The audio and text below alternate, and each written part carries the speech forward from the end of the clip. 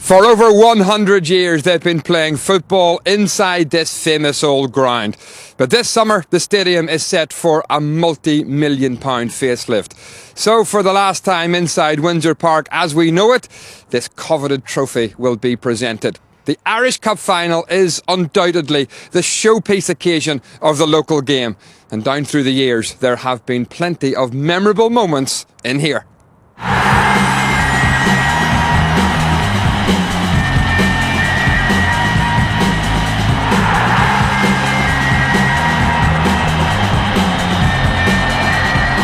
Get there through, and that's 2-1. Here's Graham.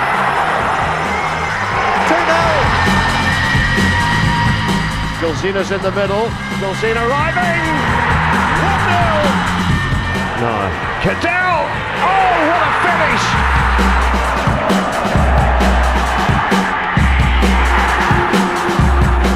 Tim McCann is off the bar. Will Tony Bell fix it? Yes. What about that? Well, 1979 was the last time that Cliftonville fans saw their team win the Irish Cup. Glentoran supporters watched their side lift the trophy back in 2004. But in the 133-year history of this competition, which is the fourth oldest knockout football cup in the world, unbelievably, today's two cup final clubs have never met. And there will be a full house at Windsor Park this afternoon to see which team will be celebrating Irish Cup success. Welcome to Windsor for live coverage of this year's Irish Cup final. Always a special day in the Northern Ireland sporting calendar. And this one has the makings of a fantastic occasion. It is a sellout and kick-off is about half an hour away. Between now and 2:30, I'll bring you all the big game build-up in the company of the Northern Ireland manager, Michael O'Neill, and the Crusaders manager, Stephen Baxter. Great to have you both with us this afternoon. Michael, how much are you looking forward to this big cup final today? Very much. You know, it's a big occasion, obviously, but with Cliftonville, the chance to do the treble, a huge moment in their history for their players. Glentoran off the back of a very difficult season, you know, to get to a cup final is a great achievement, and if they can win it here today, obviously it takes away a lot of the disappointments and the difficulties they've had this year. So it's set up for a good game, and I think we'll get that today. A lot of hype, Stephen, about this final. Could this be a real cup classic this afternoon? Well, I think so. You've got two teams who want to pass the ball. Glentoran have impressed me this year, even though they've had a lot of difficulties off the park. But on the park, they certainly pass it well and they work it well through the midfield. And they're looking for a ball over the top for Andy Waterworth, who's got electric pace and can score you a match-winning goal.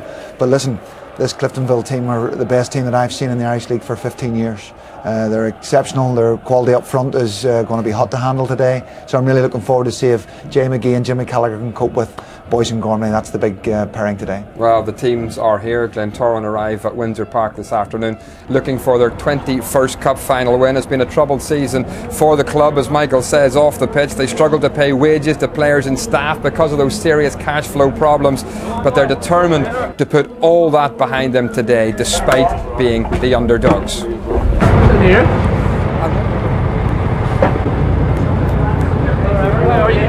Already, they're league champions, League Cup winners, and they're now gunning for what would be a famous treble today. And the Reds are red-hot favourites for Irish Cup success this afternoon. Well, let's go to Mark Sidebottom and speak to some very interested spectators today.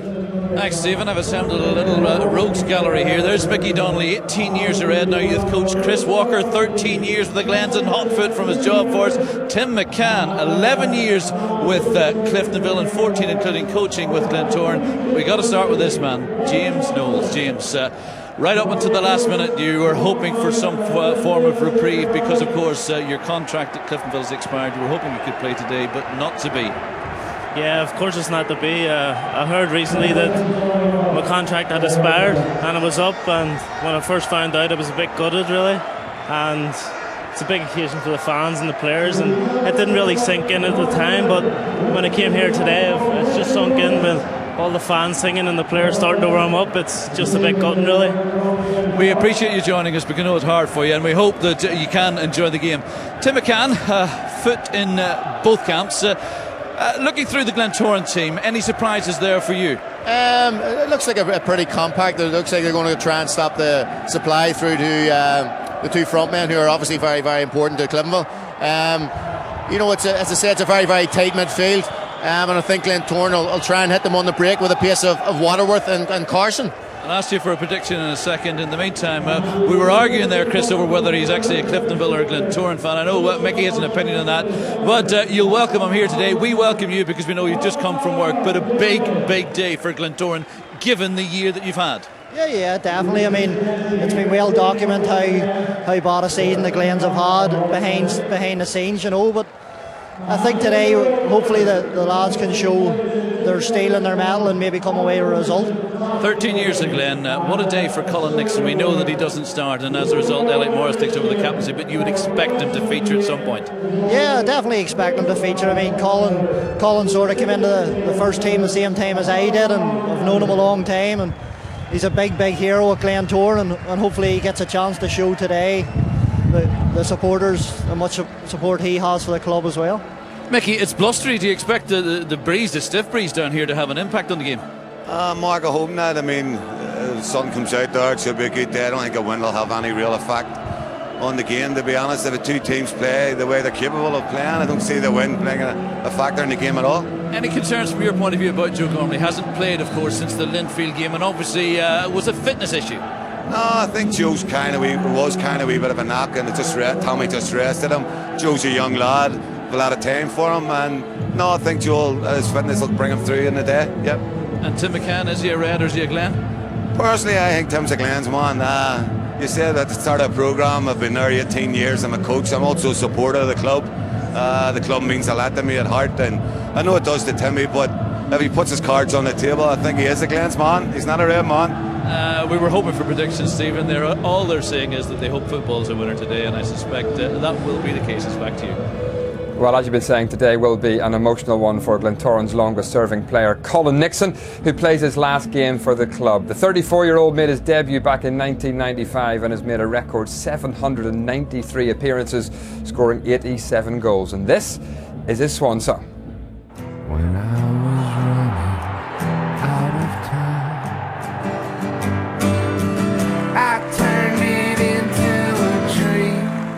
To get a guard honour at the start of the match was something that lived with me, and I was delighted just to get on the pitch for the last time. I like to think I've given this club my all over the years. You know, I'm very thankful for the time I had here and the career I've had here. It's been a constant in my life for over 20 years, and I'll always hold a special place in my heart.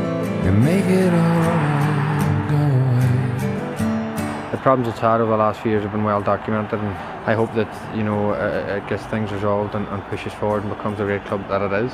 If you had asked us probably around November, December time, would we be in the Irish Cup final, I think a few of us would have believed it.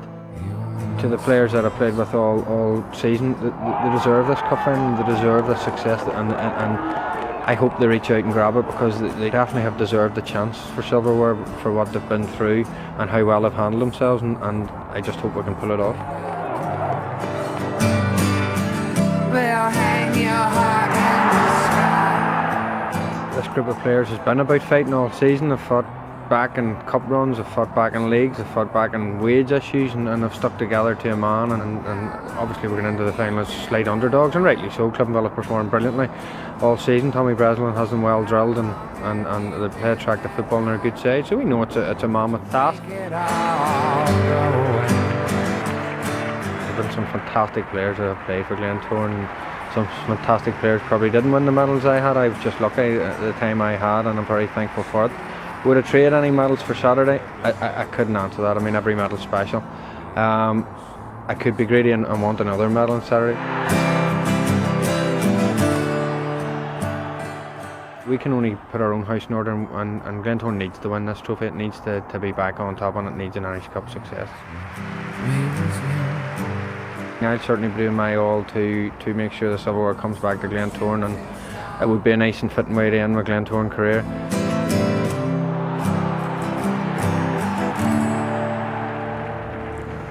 Well, Colin Nixon is on the bench this afternoon, and Stephen Baxter, plenty of experience in that Glens lineup today.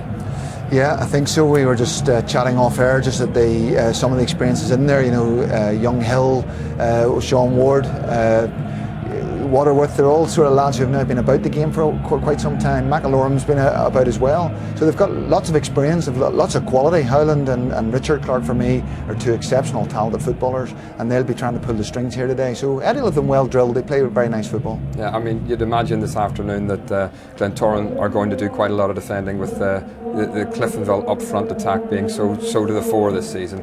Yeah, as Stephen touched on earlier, they'll have to deal with the two boys. Boyce and Gormley up front are a handful. They've already, Stephen saw that firsthand in the earlier cup final here this year, where the two of them were fantastic that day. So yeah, that pair and the centre back pair and having to deal with them be a huge issue in the game. I think Glentoran come into the game, but with not an awful lot to lose. They're coming off the back of a disappointing season for them, a troubled season, and this may just be what they need, to be honest, and come with that mindset. And the day might just suit them a little bit better. All the pressure, I feel, is obviously on Cliftonville, the opportunity to make history, so it'll be interesting to see how they deal with that. Okay, thank you. It's been a frustrating season for Cliftonville's captain. Chris Cannell has hardly kicked a ball. He's managed just 45 minutes of football after snapping his Achilles tendon at the start of the season, but he's still very much the heartbeat of the club.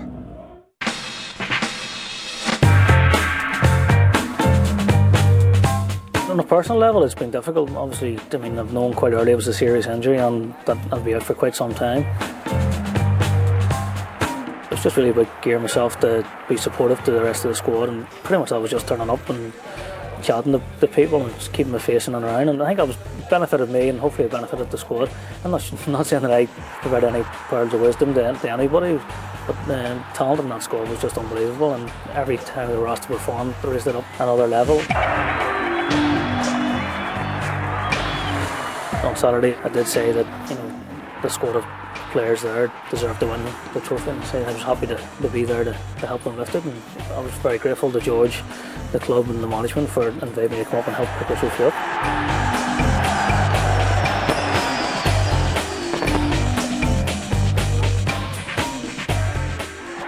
People always ask me, what it would have been like for me to play. I don't think I'd have played that many games, given the form those two boys were in. They were starting the games at the start of the season, and they scored consistently from when they were in. I think I'd have been hard pushed to get a game. I think it's beyond the wildest dreams of the club. I think supporters would have bitten their hand off to have two major trophies in the bag at this stage of the season.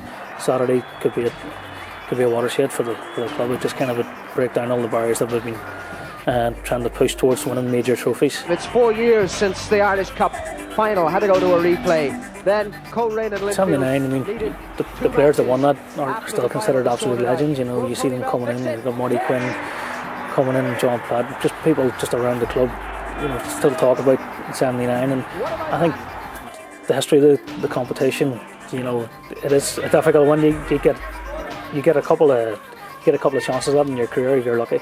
I just say to the players that are in the squad, make sure they go and enjoy it. Don't let the occasion get to them, and hopefully they'll bring the trophy home.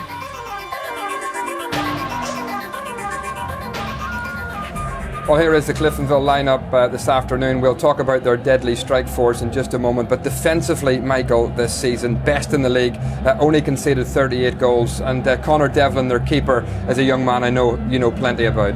Yeah, a young player, obviously, that started his career at Manchester United, has had to rebuild his career and has been exceptional for Northern Ireland at under 21 level in recent seasons as well, and he really has done exceptionally well this season. I know he's really focused on his football, and it's a big shop window for him today. I know a lot of clubs have expressed an interest in him, and also the two centre backs, McGovern and Mark Smith, have been big players for them as well. Okay, well let's check out those Cliftonville hotshots.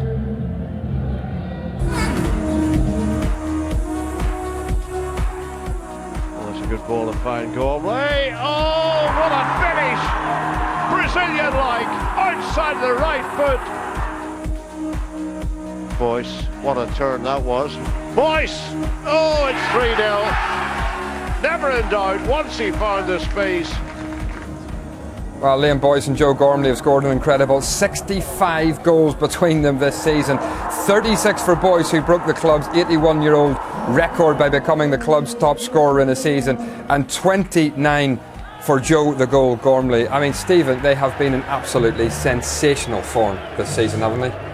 Well, you know, normally in a championship winning season you get a centre forward who stands out on his own and scores all the goals. Cliftonville have had 2 of them and they've been simply superb. You try to shackle one of them and the other one's doing the business for you. It's very, very difficult. But you know, they've had great supply of the ball. You know, forwards are only going to score goals when the ball's shoved up their shirt, as the man says. And in Cliftonville's other players in the centre midfield, Catney and Johnson, for me, are 2 sensational footballers, and they drop off into the spaces, they pick the ball up and they dictate the tempo of the game. And when they get the balls out into the wide areas, you've got great delivery from Garrett and from Caldwell, from Donnelly when he's coming on off the pitch. So all 1 to 11, they've been class this year and they deserve all they've been given. However, this is a one-off cup final and Glentoran have a lot to say about it, I'm sure. Michael, they've been a deadly double act, haven't they, Gormley? Yeah, they have, and they're quite different. Again, Liam, you know, he went away to Germany, it didn't work out for him. He's come back, he's rebuilt his career here again, and great touch and close control.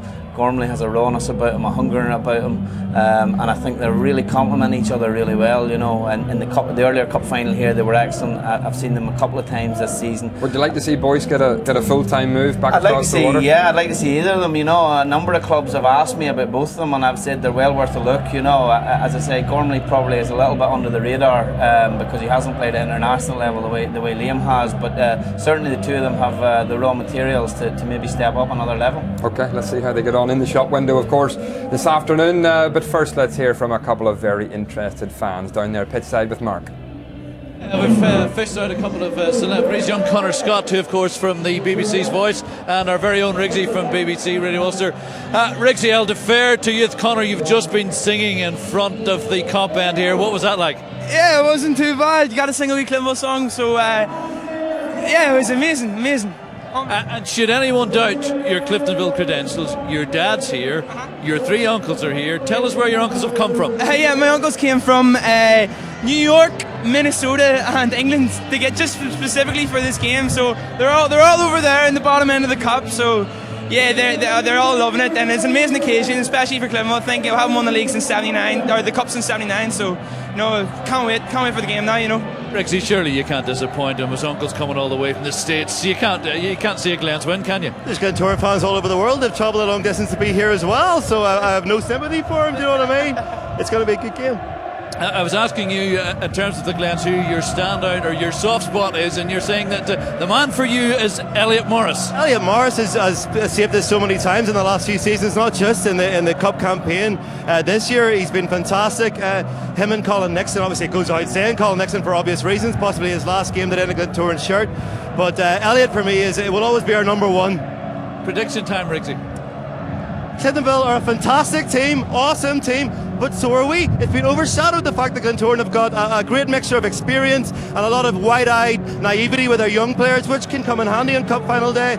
So I think it'll be a very nervy game, maybe a 1-0, which I would be very happy to take. Glentoran to win 1-0. Connor, I know you'll disagree. I know you'll disagree with that, but I noticed the thatch of thick red hair. Cliftonville, replete with redheads. Are you looking at Liam Boyce? Are you looking at Geordie? Are you looking at another? Well, red is the colour, you know, and yeah, there's a good few redheads there. You got Boise, CC and Nets, Conor Devlin, and you've got Geordie McMullen. Yeah, and so they're all fantastic players, and Liam Boyce, I think by a long shot, you must agree with me here, he's been the best player of the season, you know, so... No doubt. He doesn't doubt it. Prediction time for you. 3-1 Cliftonville. 3-1 Cliftonville, 1-0 Glentoran. Stephen, it's back to you and the experts. Yeah, good fun day this afternoon. All the fans enjoying themselves here today. Gentlemen, what do you make of the matchup of the 2 managers this afternoon? Eddie Patterson, of course, former Cliftonville manager, against Tommy Breslin. Both seem to be great exponents of attacking football. Well, you know, the 2 players were exceptional talents when they played the game, and you know, they're Cliftonville together as manager and assistant manager, and as I say, things move on in football. Eddie has now gone to one of the Belfast Big 2, as they call it, and he's had a hard job there in the last year or 2, but I have to take my hat off to him because I think he has coped with everything so well. He's kept that team motivated in difficult circumstances, and to reach a cup final. And as I say, when we've played against them this year, the quality of football has been exceptional. They pass it really, really well. They maybe overpass it a little bit and don't get the ball quickly enough up to and support Waterworth quickly enough. So I'm sure Eddie will be looking at things like that there. But Tommy Breslin, for me, has just impressed me with his mannerism off the pitch, how he's handled everything and coped with players and coped with everything that's been thrown at him. He's been superb, and I've formed a great friendship and relationship with him, and I tell you, he's a top man. Now, how much today, Michael, do you think a win for Glentoran would save their season after what has been a tremendously difficult time off the pitch with all these well-documented financial difficulties? Well, certainly cap it off. You know, what goes on behind the scenes, I'm not sure whether it'll alter that. That's probably a longer term problem, and the solution to that lies outside the hands of the players and the management team. But I think for the work that's been put in, and as Stephen touched on there, like they've played continuously despite the problems. They've been motivated, they've been competitive, and they probably deserve something out of the season. The players deserve something going without wages, Eddie working in difficult circumstances, and this is their chance to take it today. But Tommy Breslin has done an exceptional job at Cliftonville, and he'll be reinforcing his players the significance of today. And obviously it would be great this afternoon, live on television, big cup final, to see a real entertaining, good advertisement for the local game. Well, I really hope so. I hope we get a goal in the first 20 minutes. Always settles a cup final down. But yes, the two very good footballing teams, and it just depends who copes with it quickly enough. Cliftonville have been there the whole year, so there's going to be no surprise to them what's going on. They've played in the CIS final, and now they've handled a league, and they've handled a big semi-final against us. So there's nothing that's going to worry them too much. So I think it'll be a very entertaining game of football. How much will it weigh on Cliftonville's minds this afternoon, Michael, do you think, that they're being talked about as the most successful team in Cliftonville's history if they can win the treble? I think it is a factor, to be honest. I played in the Glentoran team with the chance to win the 4 trophies, and we came here against Coleraine, and no one gave Coleraine a prayer, and they beat us 1-0. Jody Tolan scored, so we didn't play on the day, to be honest. We didn't turn up, and we chased the game in the second half. So that is a big factor, I think. When you have something like that in front of you, that really this is an opportunity for the likes of Barry Johnson, people like that, to leave their legacy at Cliftonville, and it's a big occasion for those players. As I say, Glentoran aren't coming in with that type of stigma attached to them, and it may well suit them a little bit more. But I just feel on the day, like as Stephen says, the experiences Cliftonville have had this season should stand them in good stead and should see them through. What is different about this occasion for a player, Stephen? Because just a few players on each side have actually tasted a cup final before. Well, you've got to settle into the occasion very, very quickly. There's a big fan base here, and some can cope with the nerves, some can't, and that's always a telltale sign, because the legs start to drain if you don't cope with it well. Okay, Stephen, Michael, thank you very much indeed. Cliftonville are 2-5 on this afternoon. Glentoran 7-4 as they go head to head for the very first time in an Irish Cup final. Our commentary team today is Chris Morgan and Jackie Fullerton. Jackie celebrating 40 years in broadcasting this year, and this is amazingly his 25th Irish Cup final. Good afternoon, gentlemen, to you both. Thank you very much, Stephen, for dating me and making me feel old, but what a lovely introduction. Yes, it's an old Belfast final, East against North, as you said. Cliftonville looking for an historic treble if they win. They were also successful in the league and the League Cup. Glentoran, the big underdogs, as you said. After a troubled season, they'll be hoping to win their first trophy. It's live on the BBC, as you said, Stephen. It's the biggest game of the season, the one that players all want to be part of. And they're all here, young and old. Andy Waterworth, what a season he's had. Over 20 goals. Could he be playing his last game, though, for Glentoran today? The talk is he's coming here to Linfield at Windsor Park. Other clubs are showing an interest. We shall see.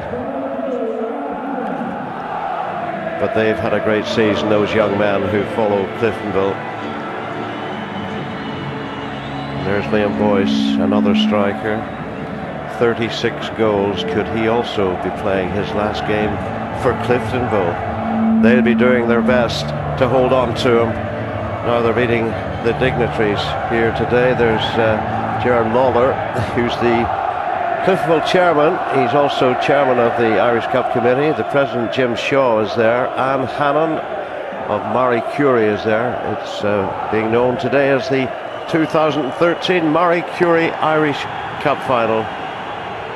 Well, George McMullen will not have to introduce the Cliftonville players to Gerard Lawler.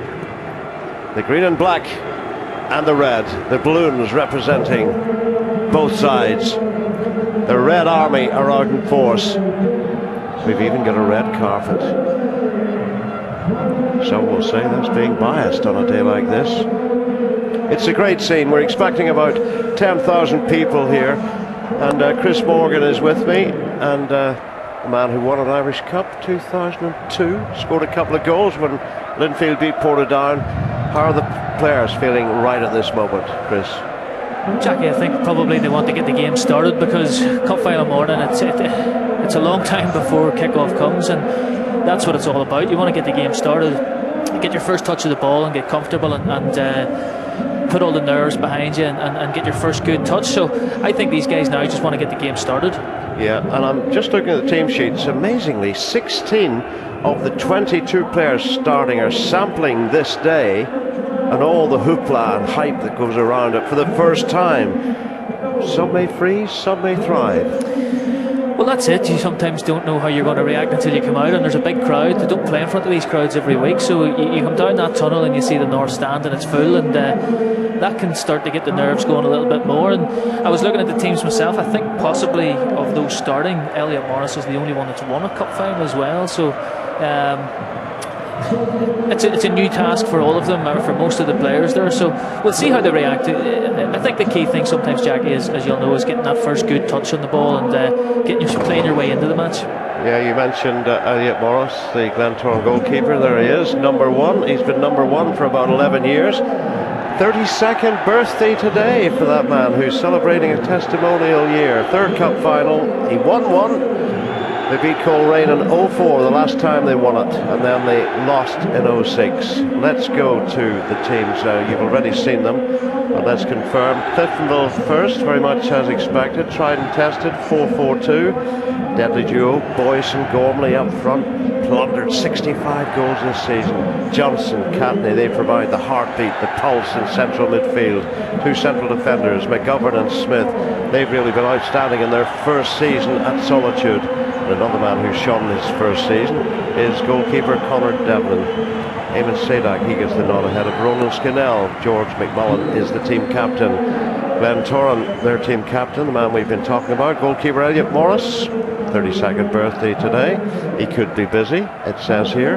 And in a 4-2-3-1 setup, really. Another birthday boy today, a centre half, Jay McGee. He's 25 today.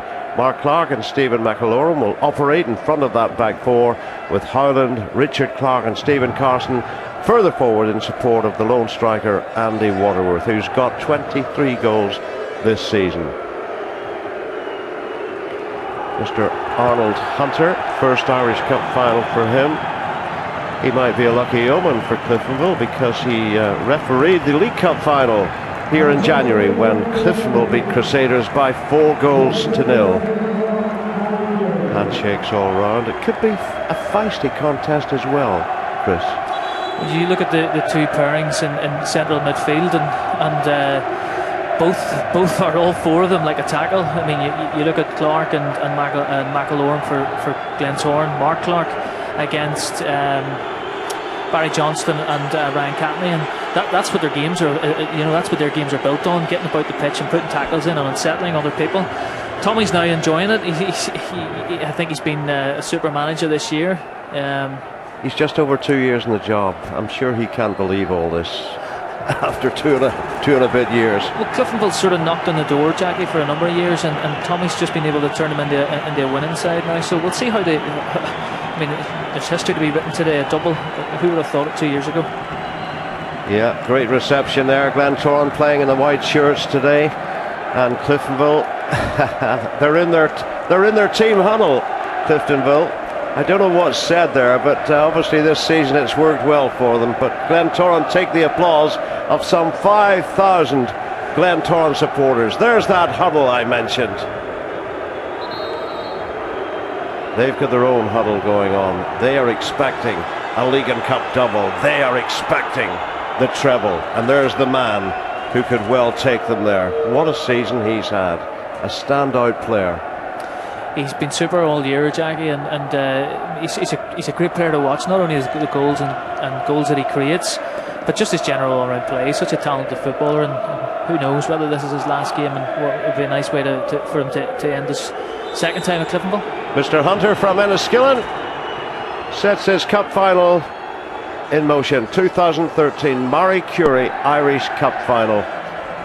And down at pitch level, there's quite a breeze, which is favouring Glentoran in this first half. That looks quite windy down there, doesn't it? It does, and there looks to be a little bit of a skip off the surface, and they've maybe watered it, but I think that'll certainly favour Cliftonville the way they want to play and pass the ball. Well, I think yesterday our natural climate watered it, Chris, but they may well have watered it this morning. Here's a touch for Elliot Morris.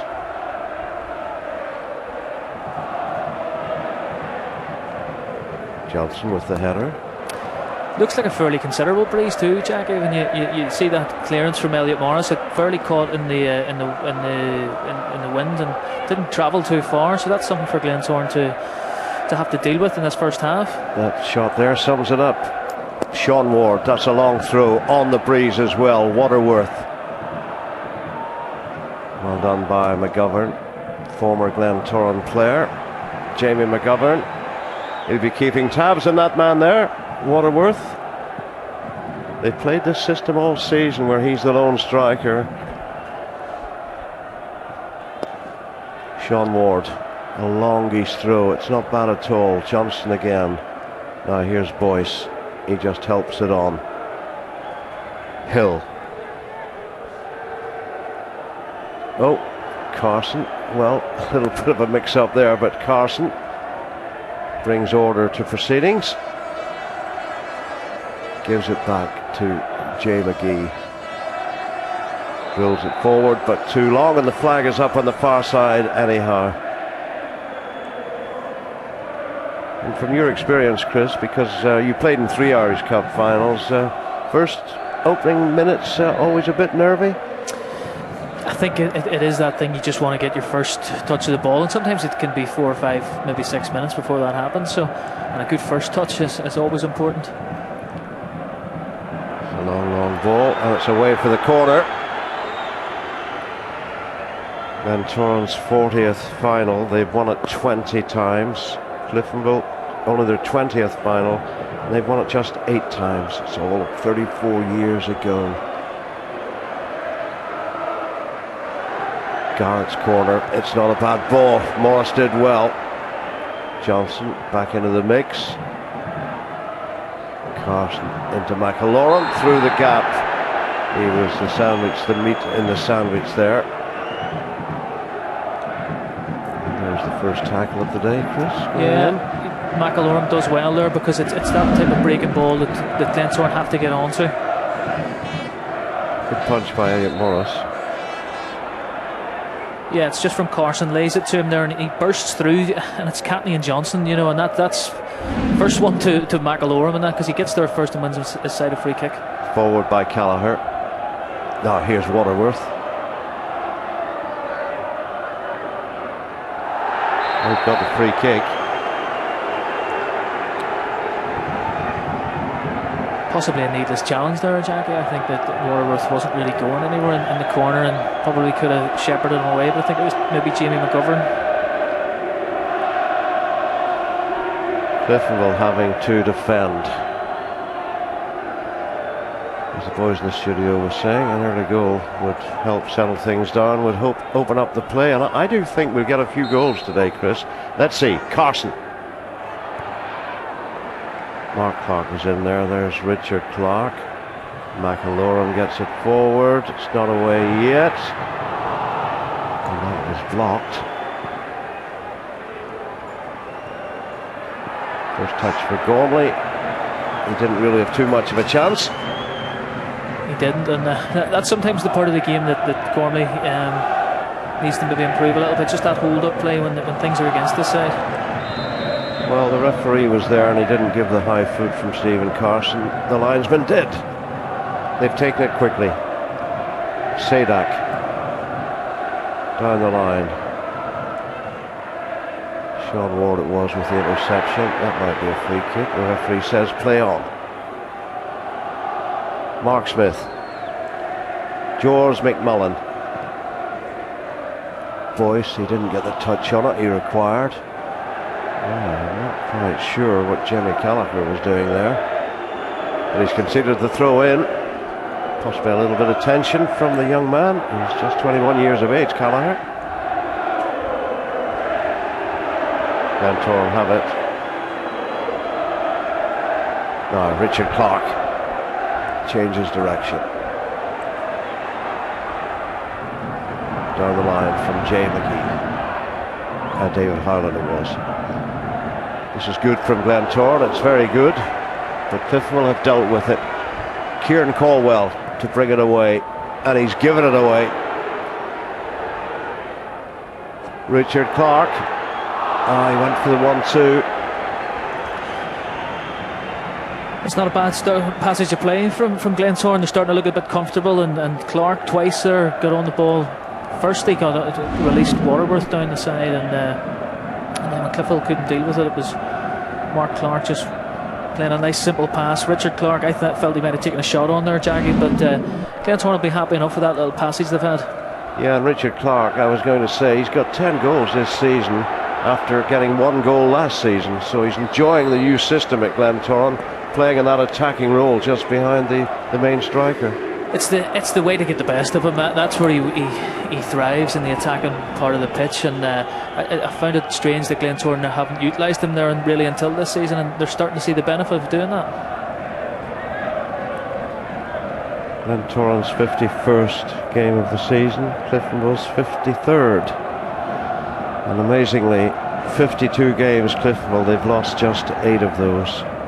They've 2 trophies in the bag. They've scored 127 goals. They've conceded just 53. It's been a stunning season. These are heady days at Solitude. Gallagher. Hill. Gormley turned into trouble again. McMullen. Mark Smith. Boyce, good control, that's a very good ball, just a little bit too far for Garrett. Cliftonville exerting a little bit of pressure, that is a very good ball indeed. Caldwell! Oh dear, what a miss! What a miss! Joe, the goal, Gormley, the cup specialist. He's got 4 in 4 Irish Cup ties this season. He scored how many? He scored 8 goals in the League Cup campaign in 5 games. That should have been another one, and that should have been Cliftonville 1-up. Can't believe he's missed it, Jackie, because Joe Gormley is normally so deadly when he gets an opportunity in front of the goal. And great header back across the goal from Kieran Caldwell. Could have tried to take it on himself and decides to go unselfishly and play it across. And he expected the net to ripple, didn't he? Oh, absolutely, and if he'd scored, it would have been his 30th goal of the season, making him only the 3rd Cliftonville player in the history of the club to get 30 in one season. Boyce got to that mark this season, he's 2nd, following Norman McCall over 80 years ago, back in the 30s. Here's the chance, look away now, Joe Gormley. Oh dear. He's not going to get an easier chance to get the 30 goals. It's a great header across from Caldwell, and just takes his eye off the ball. I think he saw the headlines rather than the ball. He wasn't concentrating. Now, Sadak is there, but I think Boyce will go for it. He does. And he's hitting it near enough out of the ground. Not his usual type of finish. It certainly wasn't. He's had a bit of joy from free kicks lately, scoring against Linfield and Crusaders from set pieces, but it possibly maybe on that side suited Sadak slightly more with the left foot. But then Boyce is the striker. He's going to tell the defender, stand aside, son. That works, isn't it? But let's hope it doesn't unsettle young Gormley. It'll lift Cliftonville. It's also a wake-up call, a reminder to Glentoran just how dangerous the men in red can be. It is, because the ball went into Liam Boyce, and I think Jay McGee got a little bit too tight to him, and he rolled him quite easily, and was unfortunate not to play Garrett in the goal-scoring opportunity. Was a bad effort from McAloran. He's got the breeze behind him, so why not? Easily held by Conor Devlin. Jay McGee got a foot to that. Here's Garrett. He's had a good season. Player of the month for March as well, Stephen Garrett, 13 goals this season. Yeah, he's had a great season, and down the lane it'll be an interesting battle between Garrett and Ward, because both have got loads of pace, and one will nearly counteract the other, because both Ward likes to go forward. Boyce, here's the footwork. He always keeps us cool. He's so composed. Too close to Elliot Morris though. But that man there, very capable of turning on a few tricks and a bit of style. He'll play a big part today, I think, before it's over. Yeah, and when he gets in those situations, but defenders don't want to dive in because the fear of giving a penalty away. And Tommy's looking pretty cool there still, Jackie. I think he's probably... I thought he looked pensive. Well, I don't think Tommy ever gets pensive. I think he has a great philosophy, because he always says to me, if we lose, I'll do the interview, Jackie. It's only a game of football. And I think his philosophy transfers itself to the players. I think so, because they seem to be very relaxed, and they seem to... I actually work with 4 of the guys that play for Cliftonville, and they enjoy being part of that dressing room. He just manages players really well, I think, and he's getting the rewards. Oh, there's a tremendous spirit in the dressing room. I share a slice of pizza with them sometimes. The banter is mighty. It's a big part of their makeup and the success they've had. Stephen Carson being a little bit aggressive. Shake of the head from Eddie Patterson. 14 months in charge, looking for his first trophy. Spent 6 years at Cliftonville. As manager when they lost the 2009 final. Cliftonville did 1-0 to Crusaders. The boots have changed. Yeah, they didn't have white, blue and yellow boots in your day, Jackie. They didn't have them in my day. What's this, your day? Our day. In our day, that's right, yeah. No, they've even moved on since your day, which wasn't that long ago. No, I mean, now you find it, look around the boots, there's not too many players wearing black boots. It's kind of the stand out in the crowd wearing black boots now. And they also look very light. I wonder this new word metatarsal came over the radar. Now here comes Sadak. That's a great challenge there by Harland. Sean Ward has given it away. Catney. Jay Ward did well in the air. And the referee gives it to Glentoran. No arguments from Joe Gormley.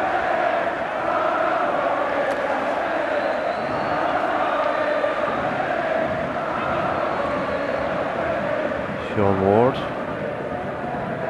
Bit of speculation that he might be leaving the Oval. 29-year-old defender, whom I regard as one of the best in the league. Yeah, he is, and you're right, if there is some whispers that he may be on the move. Jason Hill. Foot was up there from Caldwell.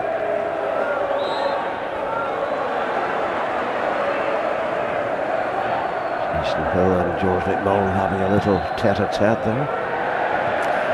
Yeah, they're both of similar character, I think, and I think Glentoran need that type of player today, Jason Hill. They need people that are going to get about Cliftonville players and put tackles in and be aggressive. I think Stephen Carson was in the press this week saying we've got to press them, close them down, do not let them dictate the pace of the game, and he's absolutely right, because this is a red juggernaut, isn't it?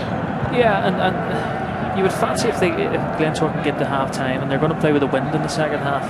That's going to have a bearing on the game, and I mean, we're still early with 14 minutes, but I think so far that I'm sure Eddie Patterson's happy enough. The team have started quite well. But take out the obvious chance for Joe Gormley, but it's been fairly even. Yeah, throw-in goes to Cliftonville. Around 5,000 fans for each side, plus the neutrals. Should be 10 or 11,000, which is good to see. Some fancy hairdos there amongst the crowd.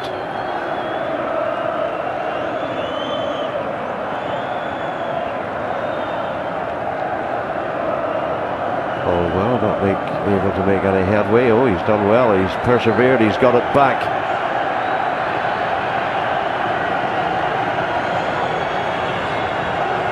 Cliftonville get the cross in. And Glentoran just about get it away. McAlorum helped it on. Sadak, Catney finds his midfield partner Johnson. Good ball. Garrett falls for Boyce. Caldwell. Mark Smith has joined in, the big central defender. It's blocked. That could be away for the corner, and it is. Cliftonville perhaps changing a little gear, Chris. Yeah, they lifted a little bit there, and some nice passing, and it started with the ball from Johnson, because the easy pass was probably out to the right hand side, and he spotted Garrett just in a little pocket off the front line, and good reverse pass. Garrett with the corner. Oh, well taken by Elliot Morris, showing all of his experience. Very confidently claimed by the number 1. I wonder, will he be able to celebrate the 32nd birthday later this evening with a victory? Long way to go. Still 0-0 in this Marie Curie 2013 Irish Cup final. Johnson takes it quickly. McMullen, who's done a great job at right back, a man whose natural want is to go forward. He's done well, George, hasn't he? He has, and he starts so many attacks from that full-back position, and because he's so comfortable with the ball, he picks the passes really well, and I think that's part of why Cliftonville play the way they do, because they've so many players that just want to pass and play the right way. He was in tears the day they clinched the league. George McMullen, 31 years of age these days. I laughed that day. I was interviewing him. Liam Boyce seemed to suggest his career was over at 31. And the look that George McMullen gave him was priceless. But anyway, Gormley, Boyce. Oh, it's wonderful. Still wonderful. It could be even better. Oh, it should have been perhaps just wide of the mark. But a little magical run from the main man. Lovely feat to get himself in that situation, and just nips past Clark and then gets faced up with McGee and Gallagher, who's past them both really easily. It's a decent strike. He's not too far away, Jackie. Tremendous. He is so composed on the ball. He gets the break there and he hits it. And Elliot Morris and Glentoran heave a collective sigh of relief. Unlucky. It's warming up, Chris. It is, and Glentoran need to try and push forward. They need to contain Cliftonville first, but they need to try and hit them on the break here in the counter, which they are trying to do. Waterworth.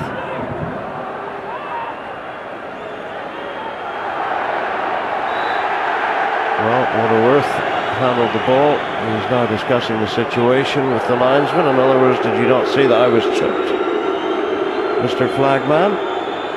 I think he might have been fouled. I thought he looked as though he had a case. And now what's Mark Smith getting involved about?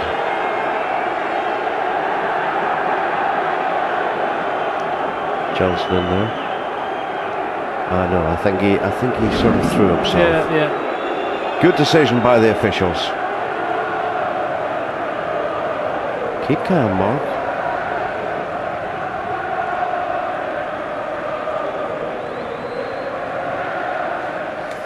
He's had a good season. He has, first season coming back from Scottish football.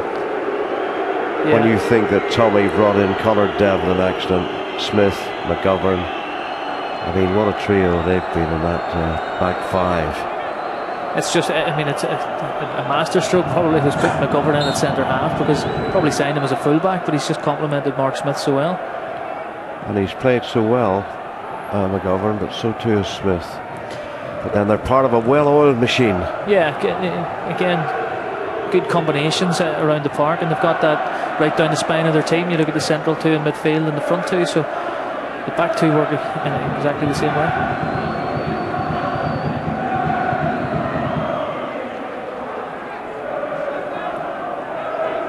So here's Ward with the throw-in.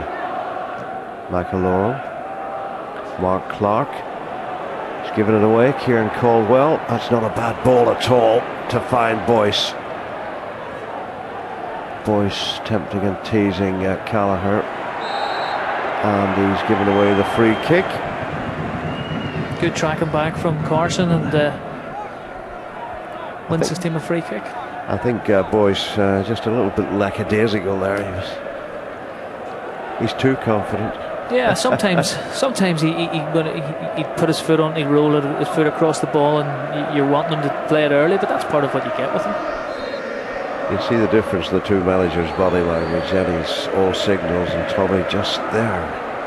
I think it's that, most managers say there's nothing you can do once the game kicks off.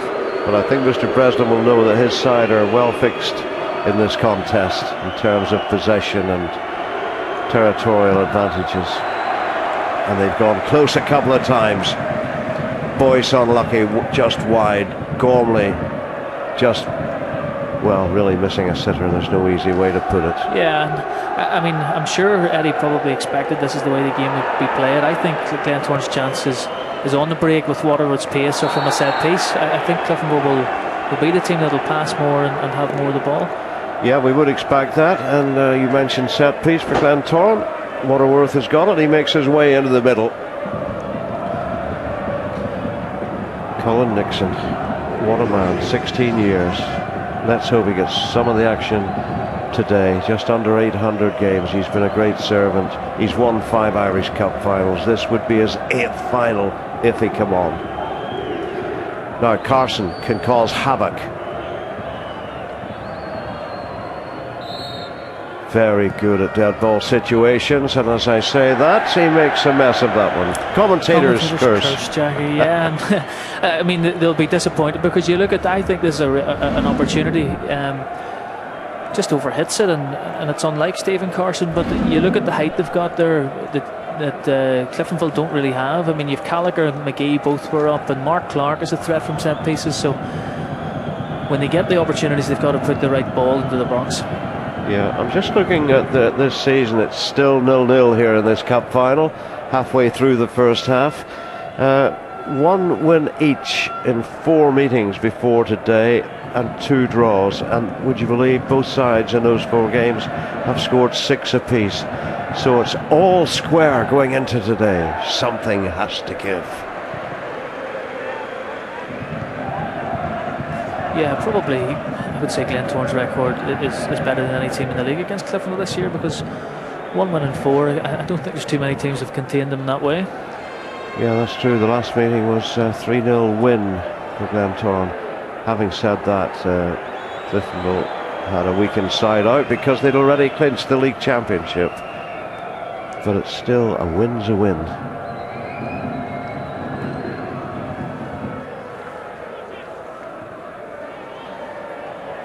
Windsor Park always looks well on cup final day. Nice to see a good crowd in. It's all quiet so far. A goal would change everything.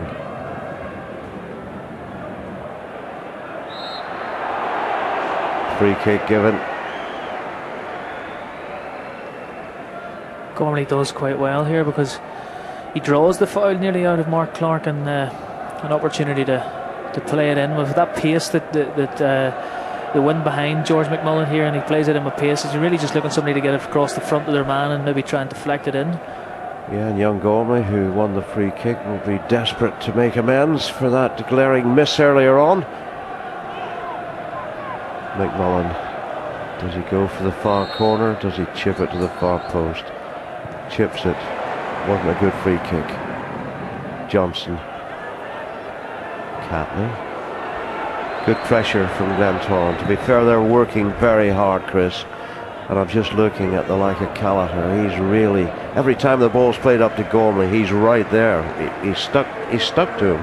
Well, it's a big ask for. I mean, they're both very capable, but McGee and Callagher, they're up against Boyce and Gormley, and everybody's looking at those two as the key players for Cliftonville. So it's a big job for them. But Jimmy Callagher has come in and played centre half this year, and most times I've seen him, he's been super. So alongside McGee, so it's a big job for them, but I think they're capable of doing it. McMullen. Here's Ward for Glentoran. It's a good ball to find Waterworth. He turned so well, the big striker. He's a bit ambitious from there. And to be fair to Andy Waterworth, he's not had any service worth talking about so far.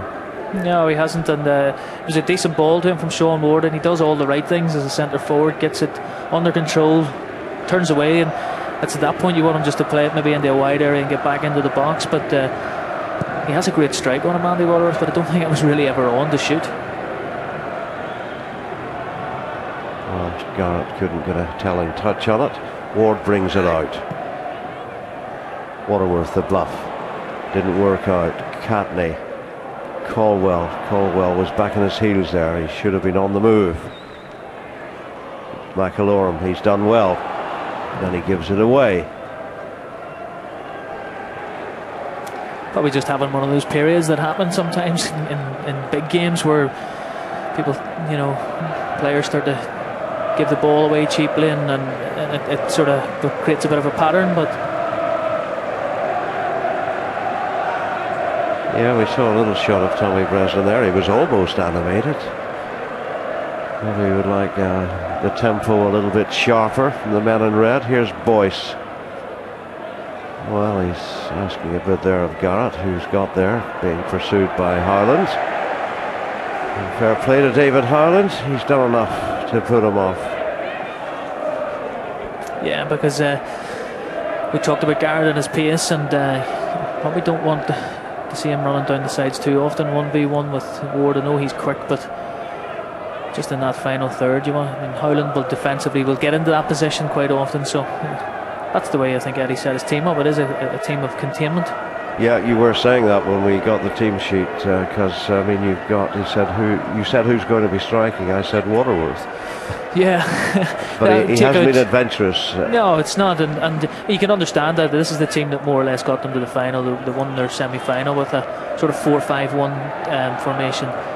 Clark and Waterworth are the two outlets, but there's not an awful lot other than that with Carson. But I don't think Stephen is a goal scorer; he's more a creator. Mark Clark plays it out wide. Down the line from Howland. Here's Richard Clark. Better from Glentoran. Waterworth. Oh, it falls to Sean Ward. He can hit one, but he hits it well wide. And it didn't get a touch on the way through. Sean Ward, he's got 2 goals this season in 46 appearances. None in the cup. And after this, he still has none in the cup. He'll be disappointed. Sits nicely for him and just strikes across it a little bit too much, and his eyes probably lit up when he seen the ball rolling back and thought, I'm going to smash this, but I'll have a piece of this. Now here's Garrett. Johnson Catney sat there in midfield as always. Run on for Gormley. Jay McGee that time keeping tabs on the run of Gormley. Does the right thing. Sorry, Jackie. Sorry, Chris. No, I just saying it does the right thing. Just gets it away from the danger area. Don't try to do anything too clever. Say Daxthrow. Boy, so that's a good ball. Johnston, and he did not connect. Barry Johnston. It's a half chance again. It's probably a better chance than the Sean Ward one because he's rolling away from him a little bit, but just stretching, doesn't get the strike on it. Eddie's out barking there, and I think he's saying get tighter, get tighter. He runs off the back of McAlorum there, and McAlorum's ball watching, and Johnson's in the space behind him, but it's not the greatest finish. Yeah, 33-year-old Johnson, very experienced, top player. And he would tell you that himself. He would, and he's added a few goals this year to his, you look at the two of them in midfield and you would expect both of them to sit, but Barry Johnson's... Yeah, Barry's got 4 goals, all of those in the league campaign.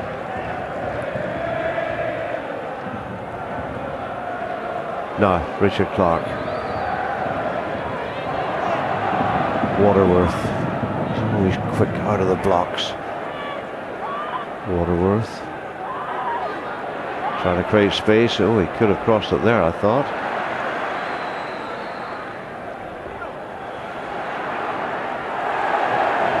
Could be Cliftonville's ball, and is.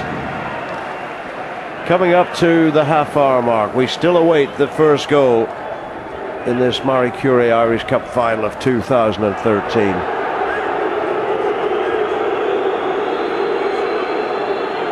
Has something been thrown? Let's hope not.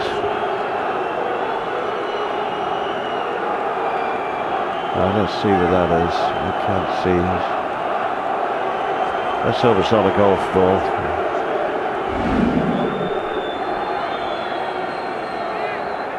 There's something. It's a water bottle, it looks like. We don't want to see that, particularly at the showpiece of the season. Still trying to work out what that is.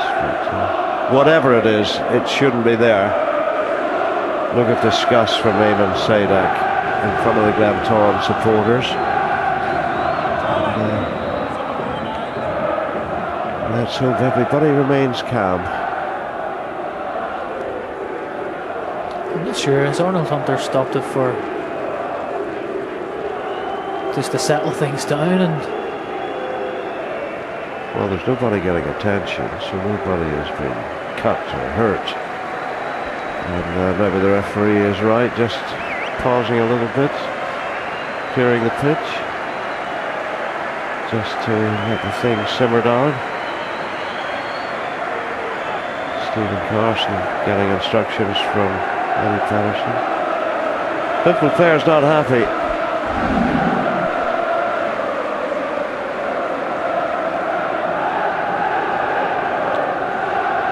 Yeah, it came from the upper deck, I think. Oh dear, dear, dear. Why do those people come to an Irish Cup final? I have no idea, Jackie, because what are they hoping to achieve by doing that? It just mind boggles why somebody comes and wants to throw things at players on the pitch. Yeah, it's a big day. It's live on BBC television, I'm glad to say. And we want football to be the winner. No matter who wins and lifts the trophy at the end of it. Let's hope it's a little one-off. Football certainly doesn't need anything on a day like this. Back to the football. Yeah. There's Roland Skinnell closest to camera. And the Cliftonville substitutes warming up. Waterworth. Oh, he's done well, Andy Waterworth. Stepping away from McGovern. Oh, it's a good ball! That's a great save and well judged by the keeper. I think it was McGovern who was going in there with the flying header. And that's the first real threat from Glentoran, and nipped in the bud by Conor Devlin. We play on. Here's Boyce. There could have been a free kick. Now here's Gormley. Good goalkeeping again. Gormley! Oh, he's in there. It's 1-0. Joe, the goal, Gormley has made up for that awful miss early in the game. 30th goal of the season, into the history books. The third Cliftonville player to hit 30 goals in one season. Well, well, well. He will feel so relieved, but he also feels so pleased. They are one up and he's got the goal. Yeah, and he probably gets a bit lucky again because he gets a chance, and it all comes from a quick breakaway, and Boyce does so well, plays him in. Faced up with the goalkeeper, and Elliot Morris does really well because he gets out right on top of him and smothers the shot, deflects up in the air, unfortunately for Glentoran, and Joe Gormley, there he is, puts it in the back of the net and 1-0. To be fair, the keeper did well, and then Glentoran, their luck ran out, and Gormley was there to finish it in the end. How vital will that goal be? The breakthrough goal. The men in red have taken a step closer to a League and Cup double and a treble. And it just came, Jackie, off the back of probably one of Glentoran's most smiles from Thomas. Yeah. But yeah, I was saying it came from a Glentoran broke down the right with Waterworth and puts a great ball into the box that could have resulted in a goal, and Cliftonville break away and punish them in the most cruelest of ways, I suppose. I think Gormley has been booked, has he? I've been looking at so many replays for showing a t-shirt. I don't know what was on the t-shirt, but there you go. Arnold Hunter, the referee, deemed it the wrong thing to do. But there's the caption. Gormley has got the goal which separates the sides in this cup final. They are loving it right at this moment. Now, Glentoran try to hit back. Sean Ward, plenty of men in white shirts in the middle. Ward still going. Here's Mark Clark. He can hit them. He does hit it. Took a few deflections. Cliff will come away, but Guard has played the wrong ball. Boyce wanted a defeat. How much will that do for Cliftonville?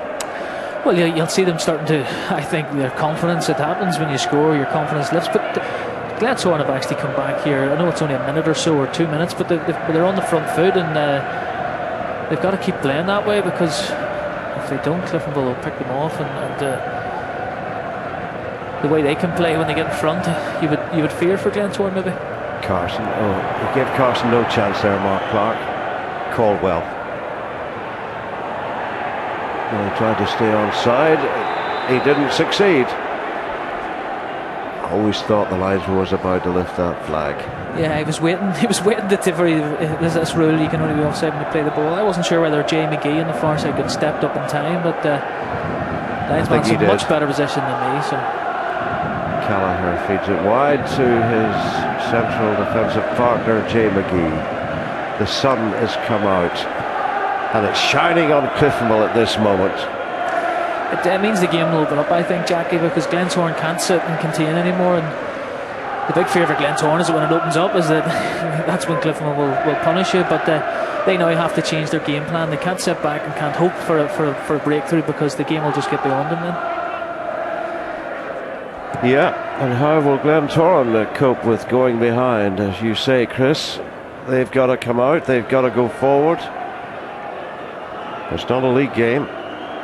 You have to come out, you're one down. There's nothing else for it. Here's Carson. Another man who hasn't got great service and who could hurt Cliftonville if he did get decent service. Mark Clark. Richard Clark made the run. Smith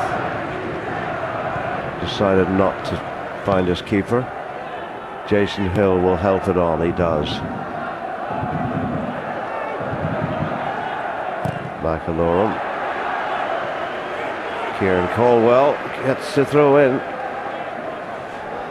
Well, biting of nails times for the Glentoran boss. Not too many happy faces there. I'm not sure, did he just tell one of his players to go and warm up there, and was it? Yeah, we've got a couple of Glentoran players warming up. But we also have Cliftonville players warming up, so we'll see what develops. Here's Sean Ward. Garrett stuck to it, but it's away for the goal kick. 7 minutes to the break, plus whatever is to be added on. 1-0 Cliftonville. Gormley after 33 minutes. Slight touch of good fortune about the goal, but it made up for an awful chance, an awful miss that Gormley, the goal scorer, didn't take early on in the final. He made up for it big time with that goal. 30 goals in the season. It's not bad for a striker, is it, Chris? Yeah, it's not bad when you've got another one that's got 36. It's it's a recipe for danger, isn't it? It's kind of, you remember back to Thompson and Ferguson that season at Linfield, where they scored, high 30s each, so. That's right, yeah. No, did Peter not score about 48 that season or something? Probably. That was an incredible total. Fergie was the master, without doubt. Mr. Glenn Ferguson. In by Ward. It's a good run by Howland. Here's Carson trying to get involved. He didn't keep it in, sadly for Glentoran, and the goal kick has been given. And we have no sponsor this year, sadly. That's why we hope this showpiece occasion goes well today, to try and attract money into the game. But there is a prize fund, and the winners will get £20,000. The runners-up will get £15,000. When you finish the day on the losing side, you're not really thinking about money. There's only the disappointment which blots all of those good feelings out of your mind. Cliftonville could well march on to that League and Cup double, the treble. More money And the chairman, Gerald Lawler, and all the people at Cliftonville have so deserved success, because they have taken that club by the scruff of the neck and they have organised things, budgets, etc. Oh, this is good. There's danger here. Once again, the keeper comes to the rescue, and it was Waterworth, the ace predator, who was denied by that man there. Yeah, what a save. But Waterworth will see that as a real chance to make it 1-1. He got through there. McGovern misjudged it. The keeper didn't. I think he probably does everything right too, Jackie, because he gets it down into the floor, and only that I suppose he doesn't direct it past the goalkeeper, but he does quite well, I think, to get over the ball because it's bouncing. And but a big save from Devlin. It's the 2 times he's been called into action, he's saved goals, I think. And that's the way he's been playing all season, and has added to their success. Yeah, it's the sign of a good goalkeeper, where they don't have much to do, and when they're called upon, they do their job. And 2 big saves so far. Hard to believe he's just 21, Conor Devlin. He's a very talented goalkeeper, the under-21 international, formerly at Manchester United. Boyce and Tommy Breslin there, I think, wanted free kick for a push, but they didn't get it. Here's Callagher. Steps away from Boyce. Callagher. Nearly a good ball. Catney, that's not a bad ball at all. Now Elliot Morris retreating, and that'll be a corner. It's a way out of play off Jay McGee. Another good run by the young striker, just 22 years of age, Gormley. You knew that once it dropped, Jackie, that he was just going to have a go at it. And the season that he's had, you wouldn't have been surprised if he'd have caught that and sent it flying into the top corner. Yeah, I think he spotted it, Elliot Morris off his line. Elliot had to retreat very quickly. So who's this coming over to take the kick? Richard Clark on the post there behind Elliot Morris. There's the corner. Now Johnston. Good block. Glentoran come away. Waterworth. Oh, he's caught up to it. He's done well. He's got McAlora in the middle, and that's a free kick, and that could well be a booking. It's Barry Johnston. Yeah, I think that's right decision from Oral Hunter, and sometimes I think that's called taking one for the team, because Waterworth is away down that right hand side, and it's a great bit of play by Andy Waterworth. Picks it up in the halfway line and turns a defensive clearance into a really dangerous situation. Yeah, as you say, Barry knew exactly what he was doing. I think George McMullen tried to do it on the halfway line as well. Yeah. 33-year-old Barry could have no complaints about that booking. Now a chance for Glentoran to hit back, and what a good time it would be just before half-time. Clark, Waterworth, they're all in there. Jason Hill has moved up this time. Is he going to take it? It is Hill. It's not a bad ball. Mick Mullen, he's not the tallest of men, but he did well to get his head to it. McGovern's clearance blocked, and they want the keeper to come, and George McMullen felt he had waited long enough. Hill. Mark Clark goes right. Now Carson, will he cut inside onto his left foot? He does just that. Not a bad ball. Richard Clark is there, but plenty of red shirts, and they manage to get it away. Now, could there be another break on here? There could well be. Gormley stays offside. He leaves it for Caldwell. Caldwell, he's got the free kick. No arguments or appeals from Hill, and he's been booked, Jason Hill. Jason Hill in the book. He'll have to be careful from now on in. There's another good break from Cliftonville, and again Glentoran go on the attack, and Cliftonville are so quick on the break. Boyce on the halfway line and holds it in, and then finally releases Caldwell.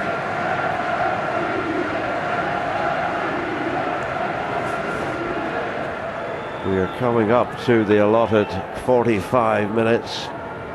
It's 1 minute to be added on in the first half.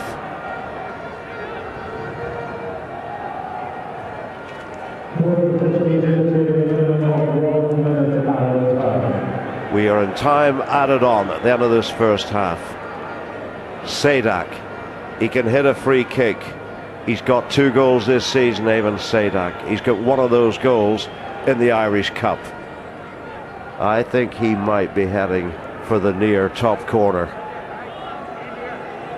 Confirmation that Jason Hill got a card.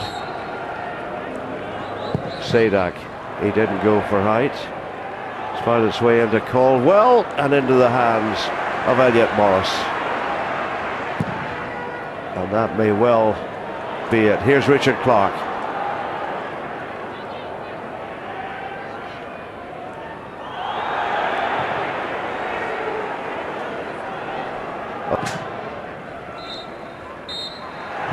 The referee blows his whistle. Gormley has got the only goal. Joe the goal Gormley, 33 minutes.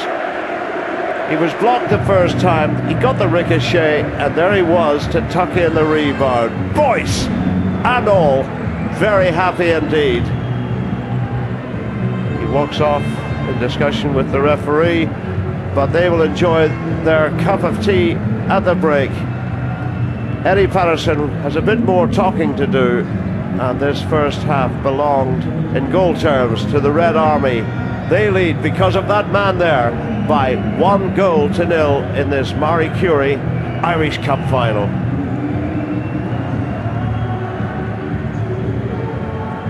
You'll have been enjoying that first half with me. Stephen, what's your assessment of that first 45 minutes? Well, I think Cliftonville have dominated most of the possession of the ball. They've put so much pressure on Glentoran, and the goal was always coming, and it was only a matter of time. You know, Glentoran's have been restricted to shots from well outside the box, well off target. But Cliftonville's penetration looks good all of the time. They look like they could maybe go up 2 or 3 goals at the good at half time, but they've been clinical in the right areas. They've got the right delivery into the box, and once they get the right delivery to someone like Joe Gormley, he's not going to miss, and he took his chance well. Okay, let's get some Cliftonville reaction. Thanks, Stephen, with the assistant boss, Peter Murray. Peter, 1-0. Let's take you back to the first chance. Do you think it should have been 2? Yeah, I think it should have been. The first one was probably an easier chance than the one he took, but it's been a scrappy enough game. We're delighted actually to come in 1-up, but things scrappy enough. Draw was probably a fair result for the first half. And Tim McCann watching the game with me there, he says Conor Devlin, he spread himself like Peter Schmeichel there to keep you at 1-0. Well, Conor's been doing that all season, and he's a very important member of our squad, and we told him today, if we get to keep a clean sheet, we'll win the cup today. You going in happy? Going in happy. Cheers, Peter. Well, Michael, your old club Glentoran just can't seem to get a foothold in this game at the moment. Yeah, they struggled with a little bit of play the last 5 minutes. I thought they did a little bit better. The first half was difficult for them. You know, territorial-wise, Cliftonville have dominated. They probably maybe haven't created as many chances as they would have liked, but Glentoran just haven't managed to really get the likes of Carson in the game. Waterworth showed a few glimpses with strong running and had a decent chance as well. But you know, whether the wind's a factor in that, we'll see in the second half, to be honest. But I think they're obviously going to have to maybe change something tactically, or certainly, you know, play at a higher intensity than have done in the first half. Yeah, Cliftonville playing with that strong breeze at the moment, Stephen. But they seem to save their best football, Glentoran, until after the Cliftonville goal. Well, I think so. You know, I think the way Glentoran's set up, they're always looking for a very predictable ball over the top to Andy Waterworth, and Cliftonville have mopped that up quite easily, and therefore they're dictating the shape of the game, and they're dictating the passage of the game and the tempo of the game. And Glentoran are going to have to go in and rethink that, I think, at half time, what they're going to do. The wind maybe will come into the factor. Whether they get an extra body up front to support Andy Waterworth, we'll have to wait and see. But Glentoran will need to really up their game, I would say, quite a bit just to get back into this game. And as we talked before the game, Michael, the Cliftonville strike force has been dominant, though Joe Gormley will not want to see replays of this first insert, his miss, open goal miss today. Yeah, the first chance comes off, it's a good cross here at the back post, and Caldwell does the right thing, knocks it back in that grey area. But he's on the move, and he has a swing at it with his right foot. His left foot's obviously a stronger foot, as we'll see later on, but he'll be disappointed he misses there, obviously. But in saying that, good strikers miss and come back for more, and he certainly did that later on. But it's a great chance. It's great delivery. I think it's Garrett and Caldwell coming in the back post on the other side of the pitch does the right thing. That was really Cliftonville signalling their intent early that they were always going to be dangerous up front today, Stephen. Yeah, I think so. I think the movement of the two strikers has been very good. You know, we've seen a lovely move from Boyce dropping off with clever feet, worked his way into a good shooting position, just dragged it past the post, and then the movement for the goal, the opening goal, was sensational, because once the Boyce made the run, we had the run of Gormley coming off the shoulder of McGee, and once he got into that position, he was always going to score. Yeah, let's take a look at that. Obviously, it was an absolutely classic Cliftonville on the counter-attack, Michael, wasn't it?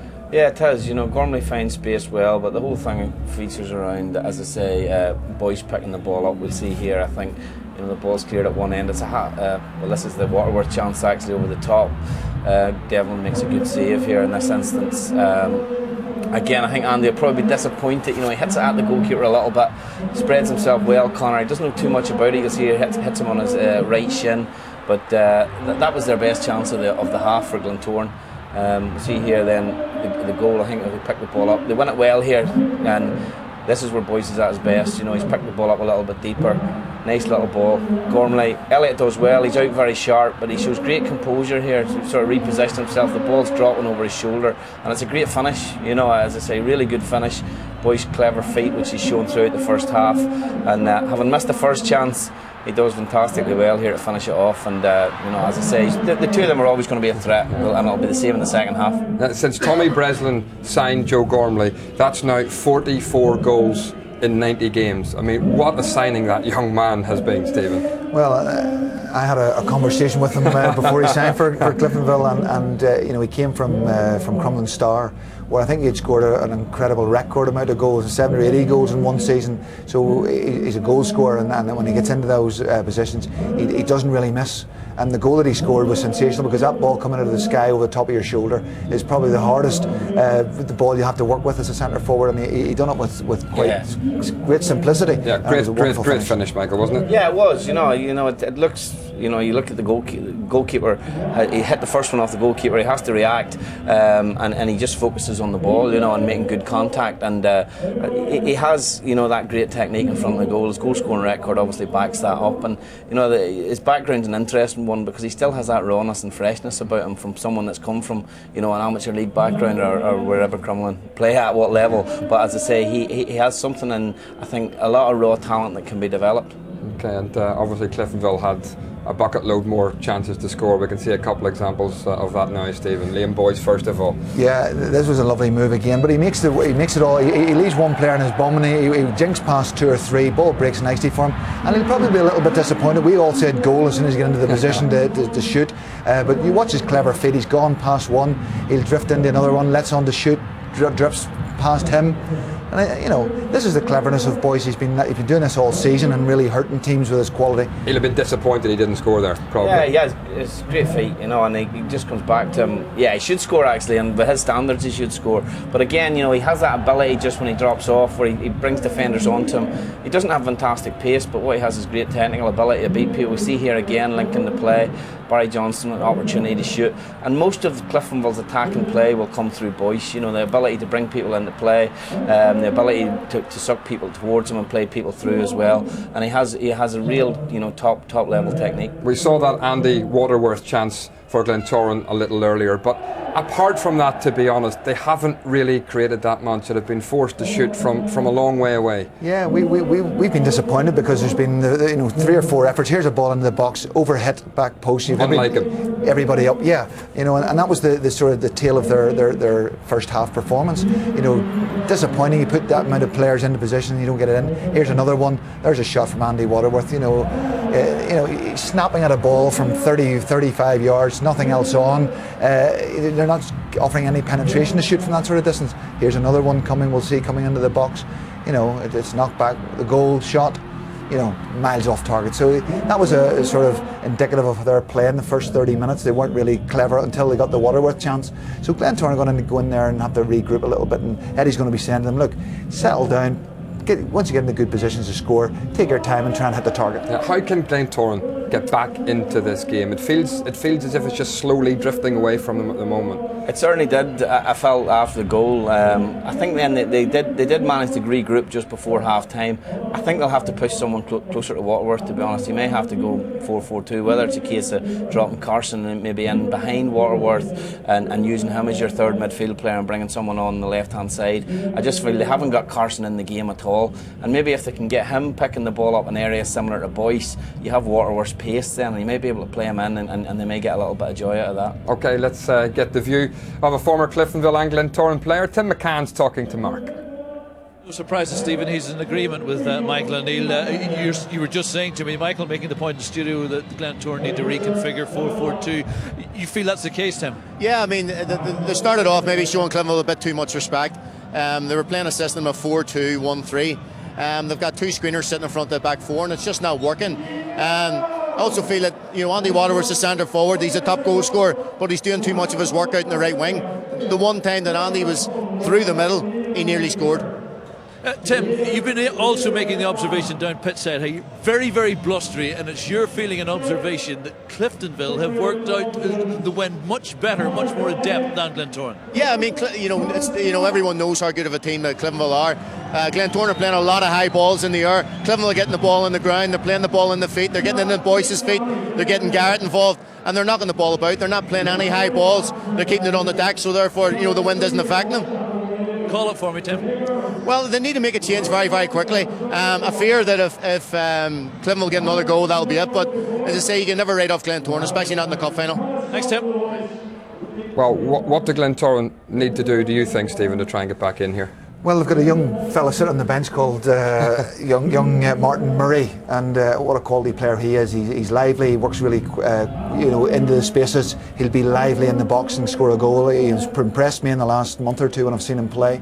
So I think he'll be looking to him to come off the bench and really start firing it up, because they need to get an extra player up beside Andy Waterworth. Otherwise the game will slip away from him, and if they leave holes at the back, these two boys will exploit them all day. So, we watched Cliftonville destroy our team in the second half here, albeit against 10 men. But whenever you give Cliftonville space to play you, they'll work the chances and they'll work more opportunities. So it's important that Glentoran get the next goal. Otherwise, this game will slip away from them. Okay, thank you, Stephen. Michael, for the moment, there have been some fantastic goal scores this year in the local game, and every month in our weekly online show, Final Score 2, we've selected the best one. Which one would you pick as your goal of the season?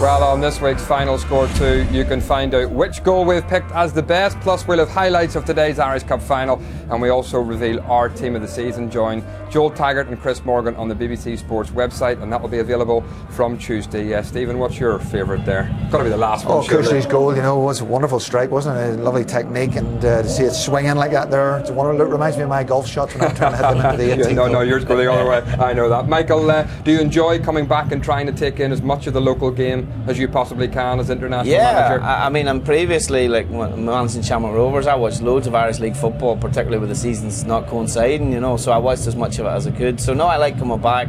I've seen some good games this season, seen some really competitive games. It was at Crusaders Linfield in the Cup where they battled each other that night in Seaview, which was a fantastic game as well. So no, it's always nice to come back and see. But from your point of view, any of the players on show here today and right through the league, you'd really like to see them playing their football full time across the water or somewhere if possible. It would be nice to see more players come out of the Irish League, you know, and go on to have full-time careers. You know, when I look at the squad that we have, I think Gareth McCauley's probably the only one really in the last 10 years that has come out, established himself, obviously gone on now to play right at the highest level and become an international player. It would just be nice to see more of that. You know, we need to find international players, and you know, we either send them across at 16 or we develop them here at home. So hopefully, you know, we can continue and more players can use the Irish League as a platform to get into full-time football. And you as international manager, can you help that process by trying to get some of these guys and push them into the shop window? Yeah, I mean, I speak to managers all the time, and certainly, you know, any of the managers who ask me about the likes of, you know, Boyce and Gormley, you know, I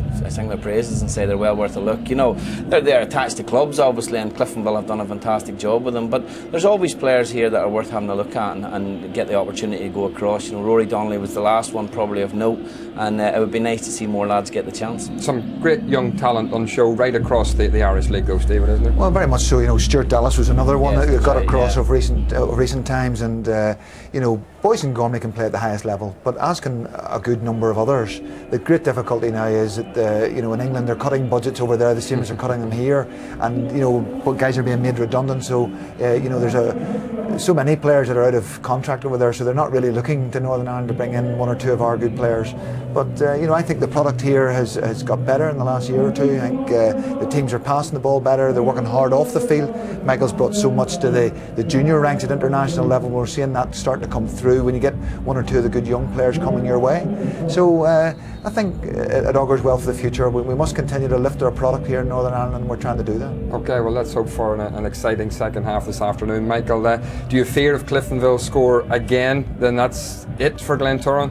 Yeah, I think so. I think another goal, if we're going to get a real game out of this, it has to be Glentoran that are going to score next. I think if Glentoran do push on, Cliftonville have the players that will hurt them on the counter-attack, which will make for a good second half. But certainly, yeah, Glentoran need to come out and certainly lift their intensity and hopefully get themselves level. Yeah, the first kind of 15 minutes of the second half, key for Glentoran, Stephen. Well, yeah, I think Glentoran really need to score in the first, you know, in 20 minutes here to try and make a cup final of this. If they don't score and the pressure starts coming on top of them again, I think Cliftonville will run out 2-3, maybe 4-0 here. But Cliftonville obviously don't want to get ahead of themselves, Michael. They know what's at stake here. They've even got the open top bus booked for tomorrow afternoon for the tour of North Belfast. So they won't want to get ahead of themselves. They know this job is not quite done yet. No, and I think Peter Murray touched on his interview. Like, he sort of hinted that, you know, they felt quite fortunate to go in ahead, which is, you know, they'll be re-emphasising that to the players and making sure they're fully focused for the second half. Stephen, you still fancy Cliftonville very much here? Well, I have done, you know, for a wee while leading up to this. I thought Cliftonville would be too strong for Glentoran. As I say, Glentoran definitely need to get back into the game quickly, and if Cliftonville start playing the way they can do, they've got that ability to hurt you in the last 20 minutes, and they can run out 2, 3, 4 goals very, very quick succession. So banner there for Colin Nixon saying thanks for the memories, but really it's not a defender that Glentoran need this second half, but he has scored a lot of goals for the club, and important ones too, Michael. He certainly has, you know. It's one of Nicky's biggest attributes, I fear to be, you know, and he scores important goals, to be fair to him, you know, like he's really a big threat at set pieces as well, so it may be something that Eddie has to turn to later in the game. Well, Tommy Breslin strutting out. He certainly looks the more confident of the two managers at the moment.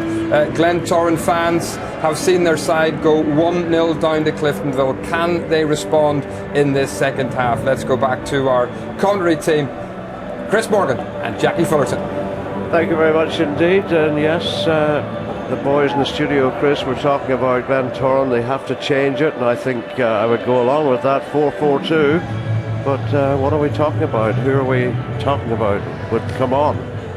Well, I think when you look at their bench, the only recognised striker is Richard Gibson. If you're going to go, 2 strikers, you could push O'Hanlon out. You could bring O'Hanlon on, put him in one of the wide areas, and maybe move Clark or Carson.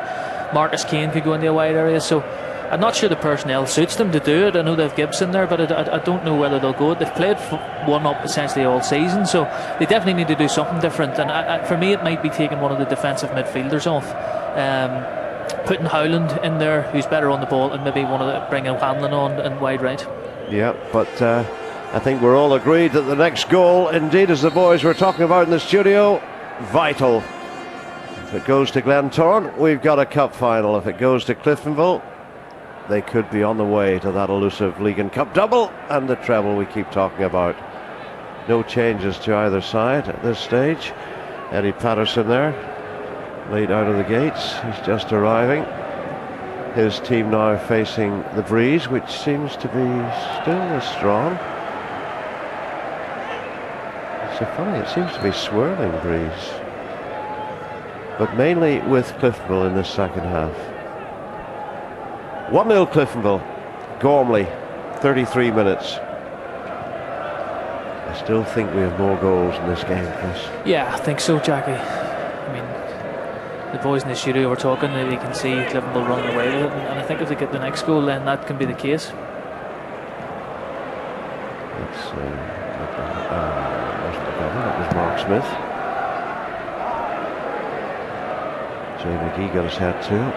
Boys, done well, a little cushioned header. He's always dangerous in this situation, but not this time. Although he's had a good game, he's shown us he set up the only goal of the game as well. A little bit of magic. Yeah, and he's close again because he turns a sort of just a long ball into a chance for himself. Wins the first one and then picks up the second one as well. McGovern takes it away from Richard Clark. Richard Clark getting further forward. That's part of the plan, I'm quite sure. Carson. Ireland's at the back of the box. Too high there for Waterworth.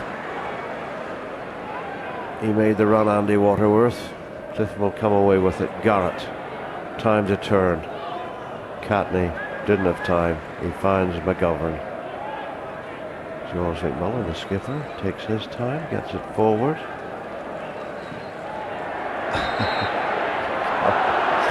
Callaghan and Boyce involved. I don't think the boys can actually believe they give the free kick against him. It certainly didn't look a free kick for Glentoran. And Boyce was voicing his opinion. He couldn't lip read. Now, here's Jason Hill. Gets it back from Carson. Michael Oram trying to get forward as well. It's how to play. And the Glentoran fans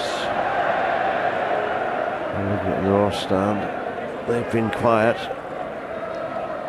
A goal would work wonders for their mood, though. McGee.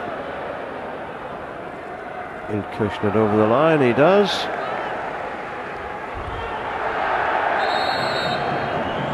And the referee will want a word in his shell, like. But there's obviously got to be a little bit of frustration in the Glentoran ranks. They know they've got to get back into this final or it's going to slip away from them. Yeah, and I think you go back to that whole the situation with the wind. I think you can already see they're playing the game more in Cliftonville's half. That's off Catney, away for the throw in. On both the kickouts as well, Jackie, from Elliot Morris so far. Mark Clark's pushed on quite advanced. He won the first one that Richard Clark nearly got in on, and he wasn't too far winning the last one. So that could be a tactic to try and get them back into the game. Towards Waterworth, there it is. Richard Clark hits it into the ground. He scuffed it a bit.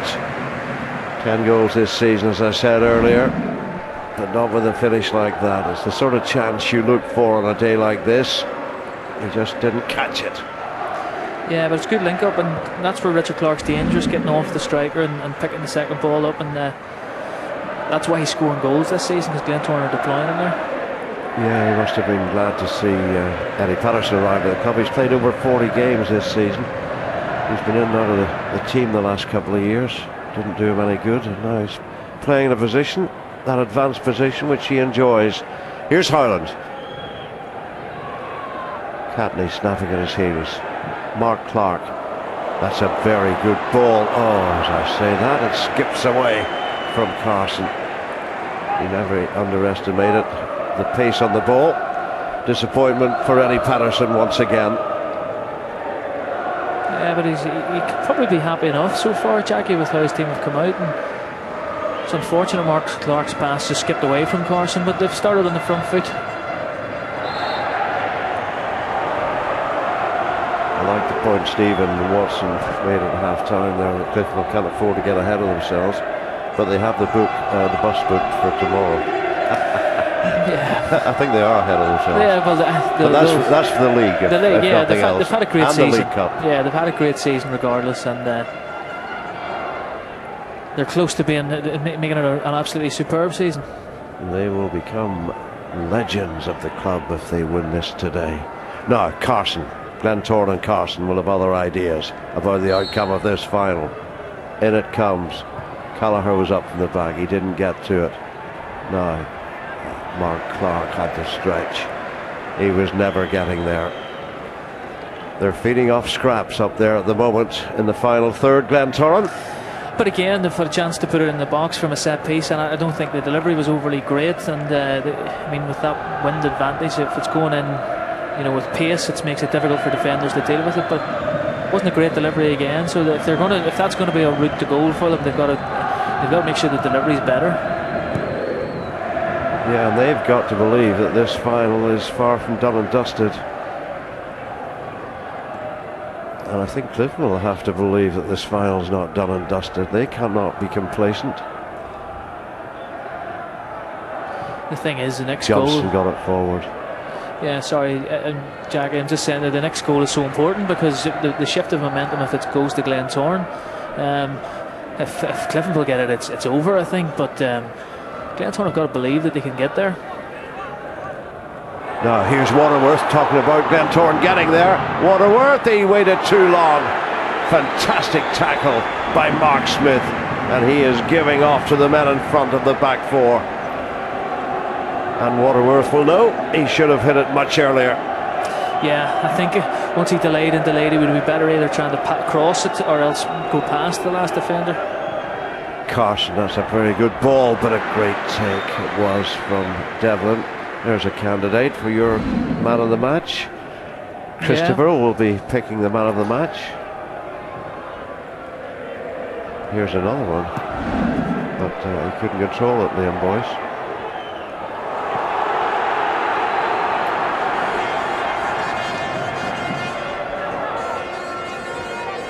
My director has just said, I have a funny feeling there's a goal in Glentoran.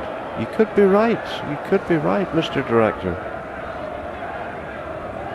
I think there are more goals in this game. Yeah, well, certainly Glentoran have started the half really well, and yeah, we've cursed them again. Boyce. Now there's a break on here for the men in red. The white shirts trying to get back. Glentoran caught out a little bit here. Boyce trying to be too clever. Well done, Jason Hill it was.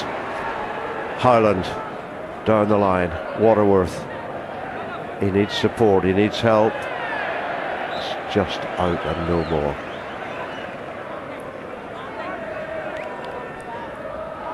Well, Tommy will not be over happy the way his side have started the second half. 1-0 lead is nothing in a cup final.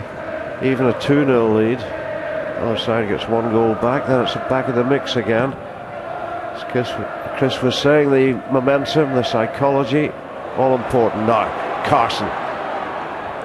If anybody can create something, it's him. Eventually falls for McAlorum. Howland. It was blocked. And George McMullen just hoiks it away. Now, Boyce. Well, he tried to release Garrett, but he was never getting there.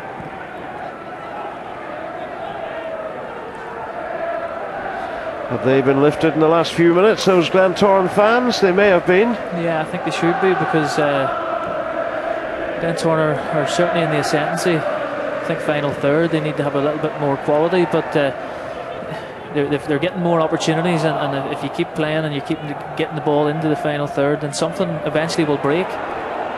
I'm just looking at Richard Clark, McAlorum, David Harlan. They're doing their best to get forward as well in support of Waterworth. Yeah, well, they're all higher up the pitch, which is a big thing. You know, it is that if you're playing the game in the other team's half, it allows Clark to get closer to Waterworth and allows Mark Clark to push him on, push Richard on, and McAlorum to push Richard Clark on. So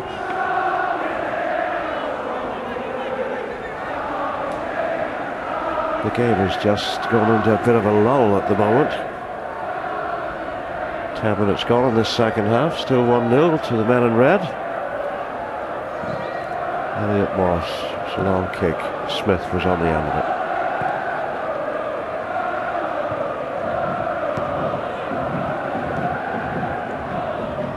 McGovern's header. Sean Ward, Richard Clark. We've got a Cliftonville flare down. We play on.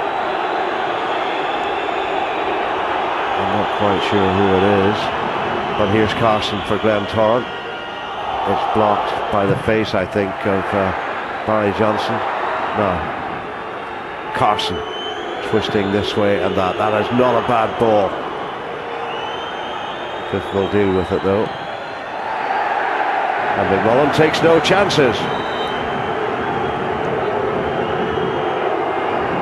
Cliftonville players don't appear to be too happy that the ball wasn't kicked out, and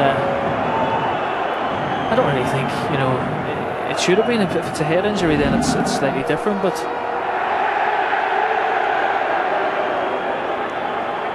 Stephen Gavin, is it? No, it's Is it McGovern? McGovern. Could be Jamie McGovern.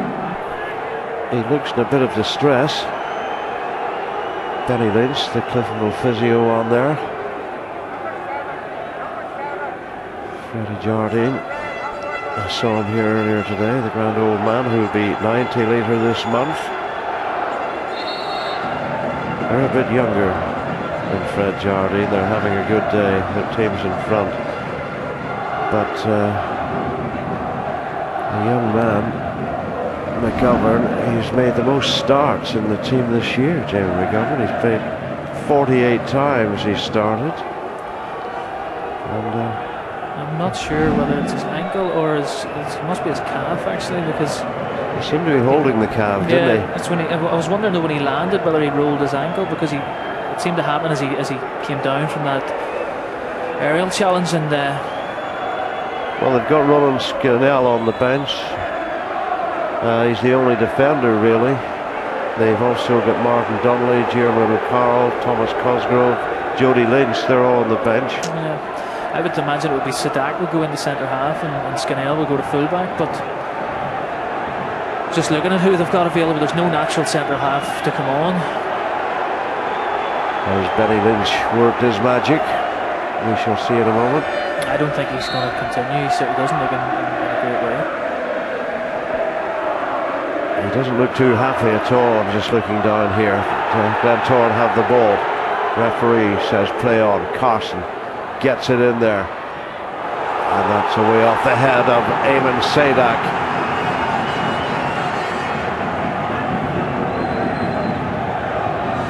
Yeah, where we stand seats. It's O'Carroll, I think, actually. O'Carroll and Caldwell will go in at centre half, obviously. Then they'll put O'Carroll out on the right hand side and drop Caldwell in at centre half. Yep, Jeremy O'Carroll is getting ready as that ball comes in. Safe in the arms of Devlin. Cliftonville down to 10 men at the moment. Sadly, McGovern's final seems to have ended. And I think your reading of the situation might be right. Now here's Garrett giving chase. Elliot Morris So a slight disruption to the Cliftonville ranks may give Glentoran a bit of a boost. Johnson, good ball. Fine Boyce. McMullen ambling forward.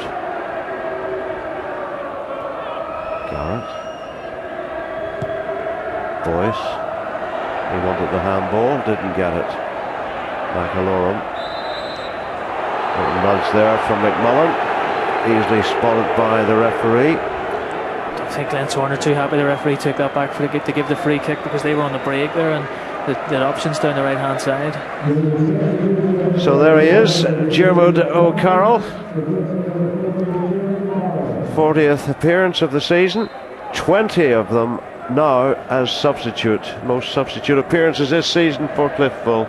And there's the beleaguered Jamie McGovern. They've actually put, it looks like, Boyce out onto the right hand side, Jackie. I don't know whether that was just for the kick to be taken, but he was certainly motioning the Boyce to play out on the right hand side, and he didn't appear to be too happy with that instruction, because most of his good work's done up the front. You did say Caldwell was going back in there, and that looks exactly what has happened. Sean Ward gets it forward. Cliftonville under the cosh a little bit at the moment. Boyce won that well. So did Jason Hill for Glentoran. There's a flick from O'Carroll. Catney drives it forward. Not an easy ball for Garrett to try and deal with. Yeah, I'm trying to see what shape Cliftonville are playing up front at the moment.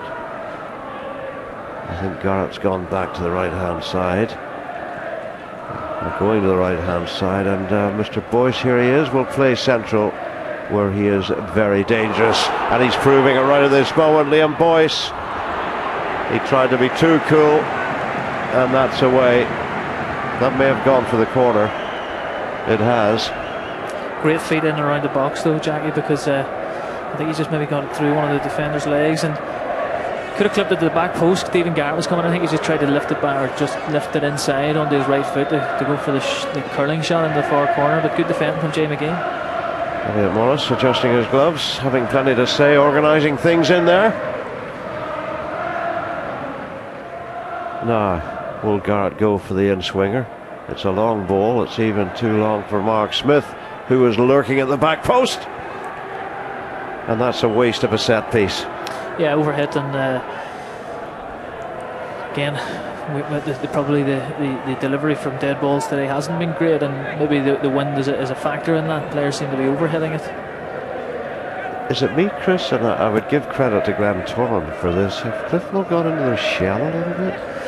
Well, certainly the majority of this half so far, Glentoran have been on the front foot, so I mean, a team will always get a period in the game, and maybe this is Glentoran's. They've got to take advantage of it. Yeah, they haven't really shown that deadly cutting edge that's required to get the goal, to get them back into this.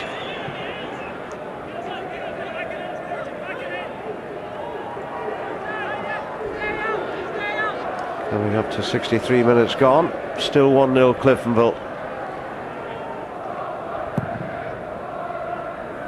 Long ball. Oh dear, he let it go. Richard Clark into the middle. There could be danger here. Plenty of white shirts in there. Oh, it's 1H. It's the main man.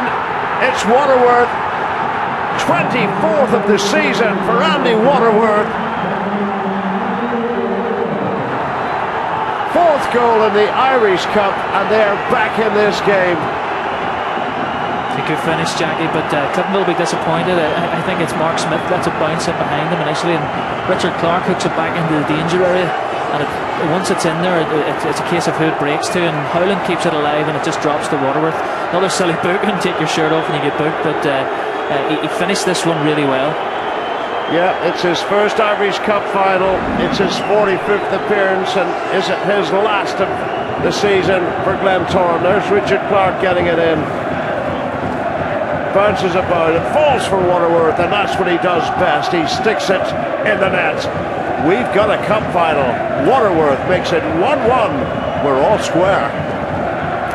Yeah, and we talked to Jackie there just with that, how it can change. A goal and momentum suddenly shifts. So it'll be interesting just to see how Cliftonville cope with this, because now Glentoran will really start to believe. And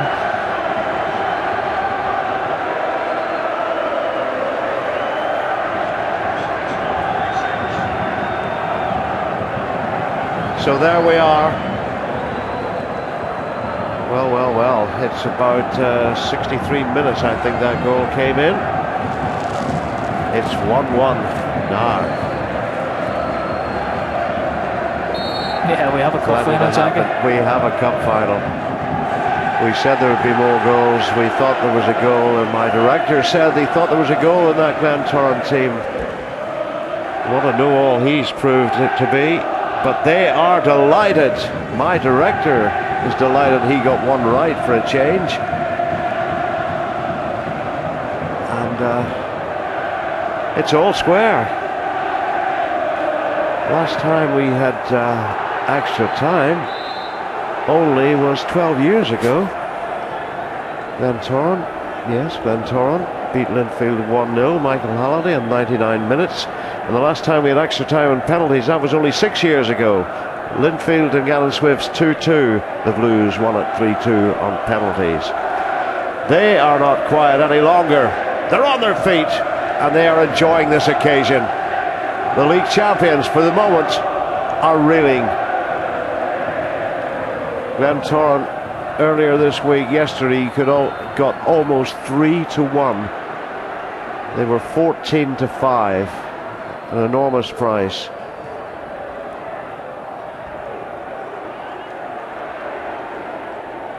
Well, here come Cliftonville. They will hit back because they've won the league championship this season. They've won the League Cup, and they've won with a swagger and with a lot of talent. Yeah, and I think maybe now calls for something more than just talent and swagger, but a bit of character and a bit of heart. And Carl, Elliot Morris got a hand to it. Did well, and Glentoran bring it away. But they've given it away. Sadak decides to go forward, and Glentoran now on the break. Howland, Richard Clark is inside, he wants it. Howland going along. Howland still going, and he'll get the free kick, and that'll be a yellow card. Scraping a play by David Howland, because he basically has absolutely no support and just keeps going and going, and probably wants to get inside, and I didn't think he was going to be able to get it between the two, Catney and Smith. But when he does, Catney brings him down. Otherwise he's going running through towards the goal. Confirmation there of the yellow card for Catney, and it was Catney with a little trip. Sorry, I was calling Mark Smith there. It was actually Caldwell. So Caldwell and Catney, he was able to get between them, and it would have been interesting to see what would have happened if he got through the other side. I'll tell you what, you were right. A Glentoran goal, the momentum has shifted. One section of Windsor Park is buzzing, the Glentoran section. They're looking to go 2-1 up. Now, I think the feathers of Cliftonville have been ruffled for the moment. Everything seems to be dropping for Glentoran at the moment. But that's a poor ball in there by McAlorum, and that will ease the pressure and give Cliftonville a chance to regroup. Yeah, and that's the times where you just want to keep it alive, and they've been allowed. Eddie can now stand. Look at his body language has changed, Jackie, and before he looked nervous, and Tommy's now the one that doesn't seem to be too happy about what's going on. So he's exchanging views there with the fourth official. Yeah, I don't see Tommy like that too often, but then Mr. Hetherington. His team don't usually be in this situation, so. Well, I think he can see that his team haven't really played this season. Martin Donnelly coming on. One of the few men who's played in the cup final, both of them for Crusaders. He won one in 2009, he lost one in 2011. But Donnelly, who's been frustrated, it will be his 18th appearance as a substitute this season. That's why he'll be frustrated. And he's coming on now for his 50th appearance of this campaign. It's Gorman, is it? I'm guessing it's. Oh, Mark Clark's going off for Glentoran. That's Mark Clark's coming off for Glentoran, and number 20 is Jim O'Hanlon, that you suggested, yeah, Chris. they're taking one of the defensive midfielders off on a wide man, and they got themselves back into the game, and they're doing that. I fancied it was Joe Gormley was going to come off for Cliftonville, and it is, because they kind of shoehorned Boyce out onto the left hand side. I think Donnelly coming on will give them a better balance, so it'll be Donnelly on the left and Boyce and O'Carroll up top. So An embarrassment of riches when you can bring the goal scorer off. yeah, But little Donnelly can weave some magic as well. But this game, Chris, is very much in the balance. it is, Jackie, and it'll be interesting to see how those substitutions might affect it. Who will be the hero? Could we have a late winner? As indeed Cliftonville had 34 years ago. It was 2-2, and Marty...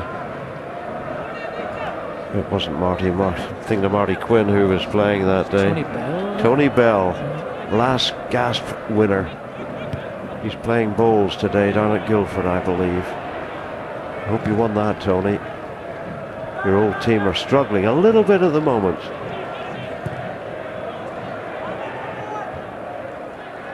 And another man who scored for Cliftonville that day, John Platt. I know he's watching this in London today with his brother Jim, former international goalkeeper. Glentoran. Oh dear, here comes Clark. They look for the penalty. Nothing doing. Now, Sean Ward, he hits it well!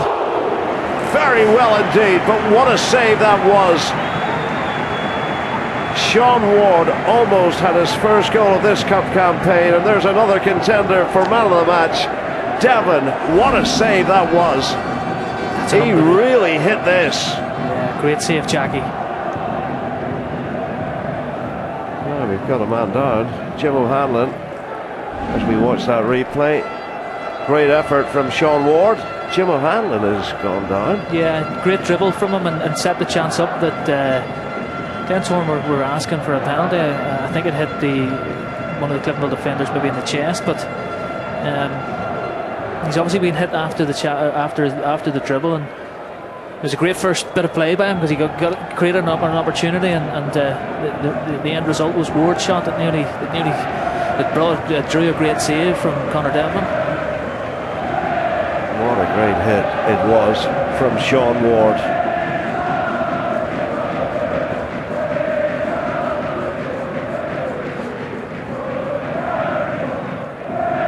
Devlin, what a signing he has been. He's just proved it again. Top class goalkeeping. Yeah, because that's maybe the difference. Lovely little run that he gets hit there. Clark got it, then they're looking for the penalty. I think he's caught him. He's winded, obviously. He got caught just around the stomach, and George McGill, the physio there. Yeah, it didn't look too severe, the slap from George McMullen, but hey, it's easy for us to sit up here and pass judgment. They're trying to lift their team, and they need lifted at this moment, Cliftonville. Tommy Bresnan doesn't do being worried or having a worried look, but I would suggest he might be getting close to that at this stage.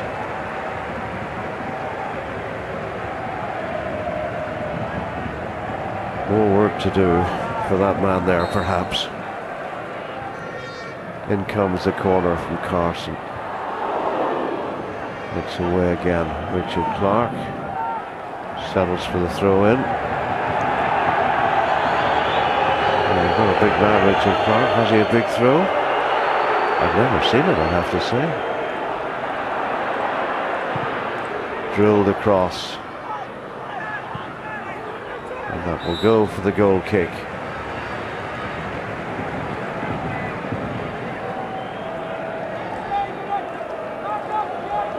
Yeah. Now he looks a bit pensive. yeah, I'm just wondering who he's shouting at there, because seems to be having a go at the assistant. Yeah, why would that be? I have no idea. I think it's possibly in relation to O'Hanlon coming onto the pitch earlier there, is it? after getting treatment.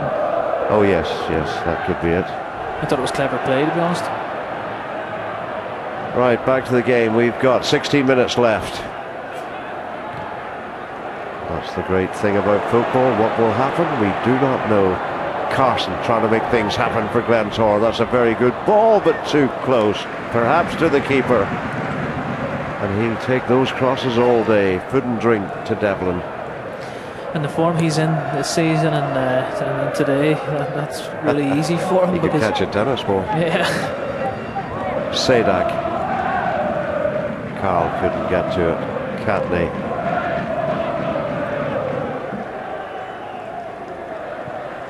Donnelly just waited.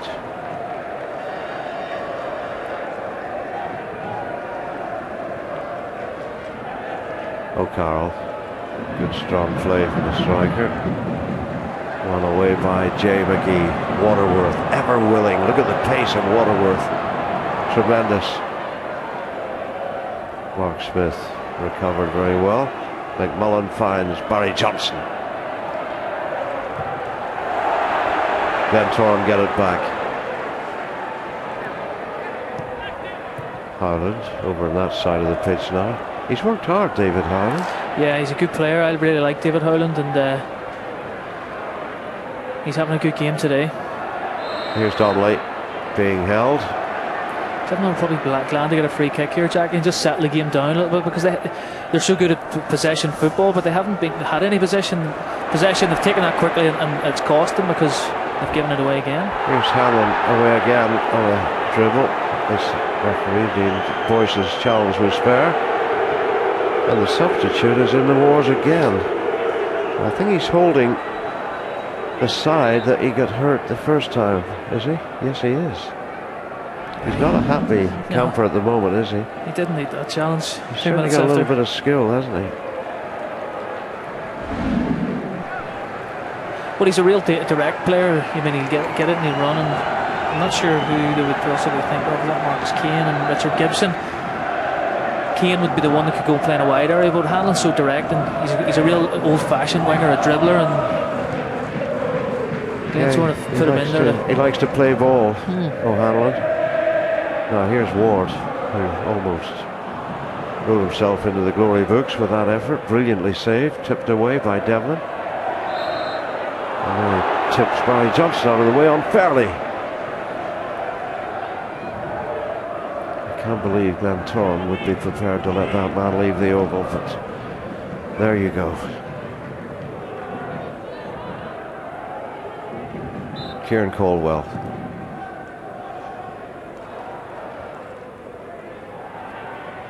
Donnelly. Johnston. Catney. Howland finds McAlorum. He goes left and he's giving Waterworth a little chance.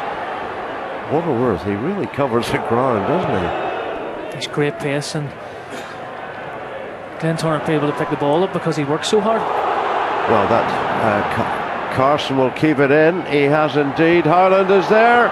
Just couldn't get a clear shot on it. Great challenge actually by Sadak, because it looked like Howland was just going to bury that in the back of the net, and Carson does really well to pick that up and keep it alive. Yeah, 10 out of 10 to Sadak. It was an important block. Donnelly. Caldwell. Mark Smith. Garrett.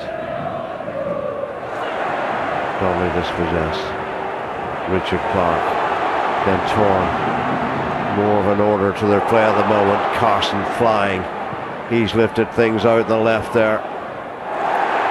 And Sadak could not take any chances at all. The momentum at the moment, Chris, with the men from the east. All with Glentoran, and again Howland picked it up in midfield, and a really nice little interchange between Howland and Clark, and Carson gets away down the left hand side. Three really important players for Glentoran, and they're coming to the fore at a really important stage now.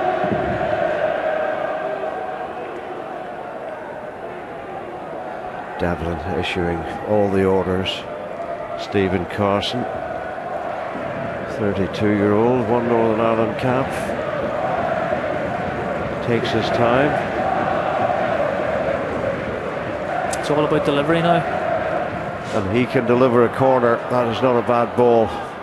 Boyce of all people had to be back there. Catney waited.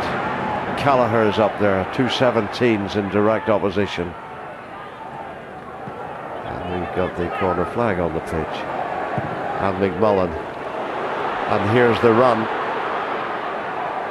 It was Garrett, but well halted by Sean Ward. Good defending. Smith won the header. Catney's chest. Johnson helps it on. Referee plays the advantage. Now, Boyce. Garrett is in the middle. O'Carroll is in the middle. Donnelly goes to the far post. Too close to the keeper. Easy for Elliot Morris. Well done, Caldwell. He had to judge that one. Donnelly helps it on. First time, Johnston. Well, there's Harland. He's really stepped up to the mark, Harland, hasn't he? Now, Waterworth. Pass Caldwell. Keeper. Just not enough on the cross, but again, Waterworth just getting 1v1 with Caldwell, and he's so pacey. He gets down the side and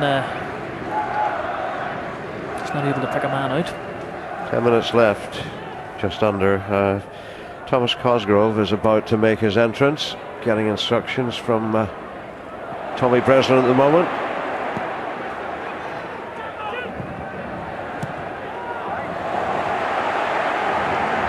Cosgrove. He's a right back, Jackie, so I'm not sure what the change will be. Well, he can play forward as well. He's got a goal, and the only goal he got this season was against Glentoran. Stephen Garrett, it is. Yeah, no, it's a strange one. It is. It's a strange one for me because he hasn't, I suppose, really been in the game today. But Cosgrove is a fullback essentially, and I'm surprised at that move. But whatever we think, young Cosgrove is on. 13th appearance as a substitute this season. Will it be lucky for him? Will it be lucky for Tommy Breslin and Cliftonville? He scored against Glentoran in the league at Solitude, so he did indeed.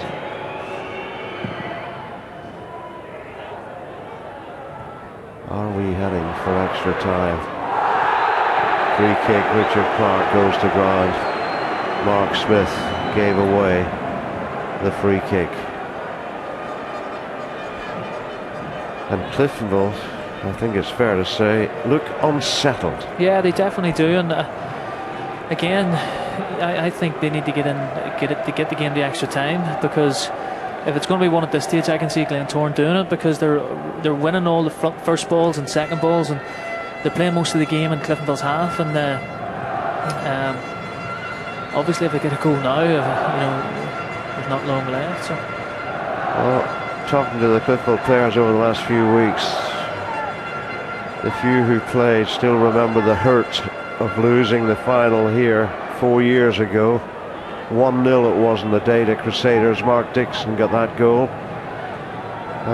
They'll not be wanting to feel that hurt again. Carson, dead ball specialist, hasn't scored in the cup this season. Stephen Carson, is he about to change that? He's not, is the answer. Poor effort. Never looked likely at all, did it? I'm never sure about a short run. Yeah, take a 10-yard and absolutely lace it, Jackie. But put your foot through it. Yeah, but no, it didn't look like his run up. It didn't convince me on it went high and handsome.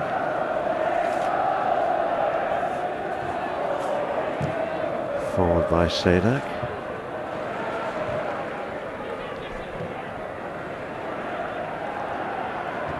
.5 minutes gone. 1-1.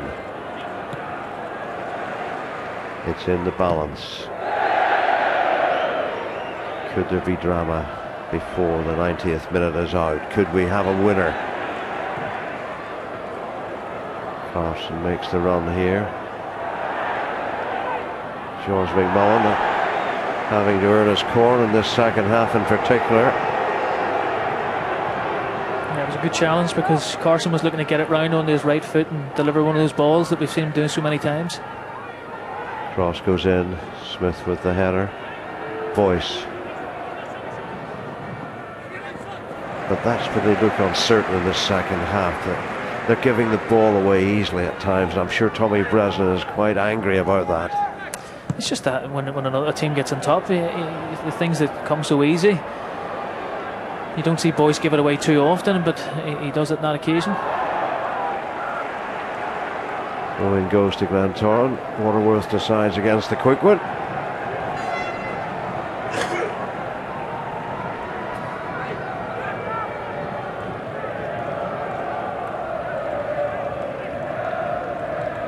Glentoran fans behind Jason Hill there, quiet at the moment. If anything comes of this, they will be erupting in that grandstand.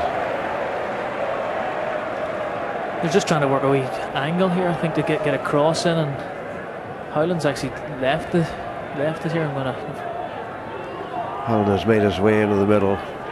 Carson, Jason Hill, Richard Clark. Dear, dear. I thought that might have caught in the corner there, the way it was going. It was a very good effort from Richard Clark. Let's see how close it was.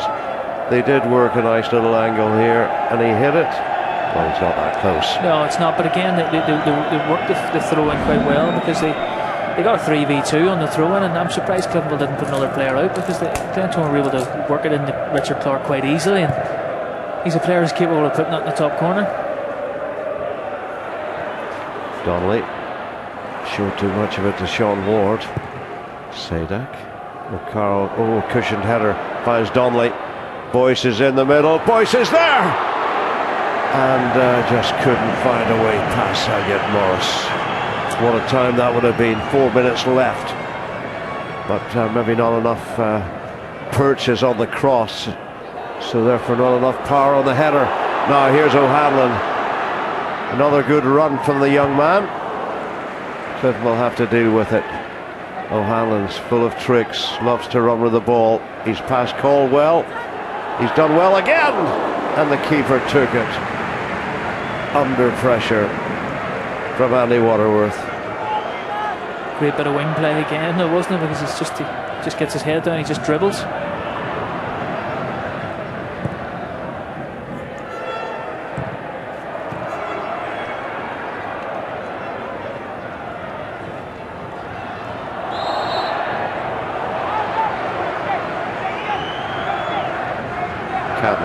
Who's feeling the effects.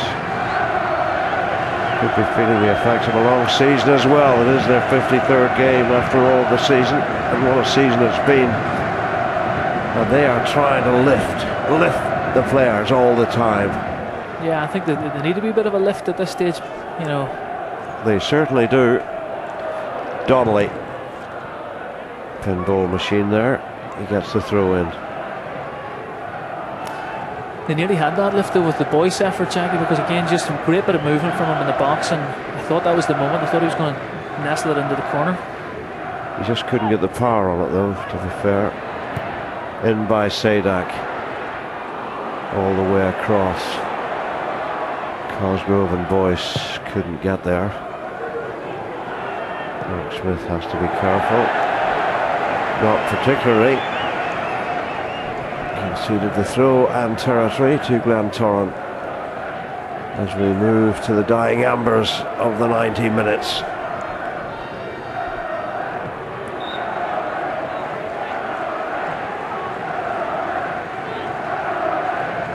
It looks as though we're going to have extra time.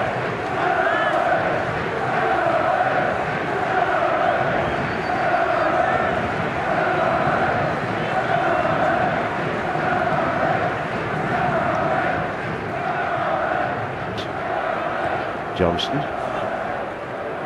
Boyce won it. Jay McGee got a touch from Carson, I think. Away by Mark Smith. Well, that was a handball. Irish Cup's version of the hand of God from Maradona. It was O'Carroll.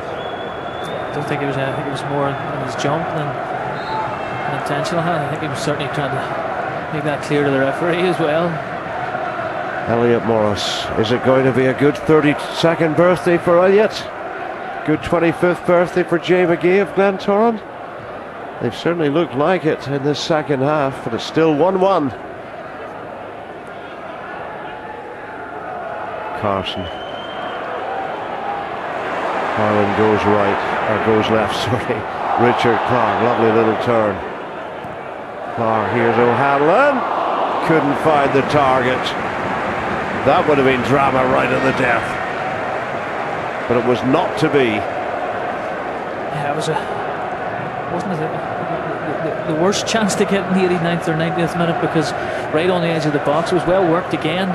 Howland breaking up with play and giving it to Clark. That sort of that laxus between Howland and Clark has been very, very good. We have 4 minutes to be added on. So that's plenty of time. 4 minutes. Callagher and O'Carroll getting up, back on their feet.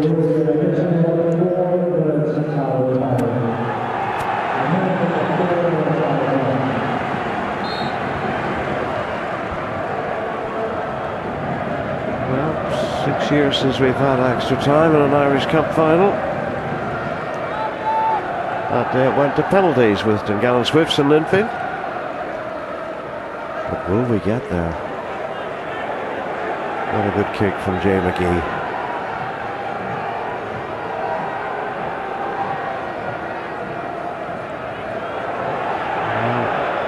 Barry Johnston was saying this week that Ian Ryan Catney didn't really turn up, didn't play in the final 4 years ago.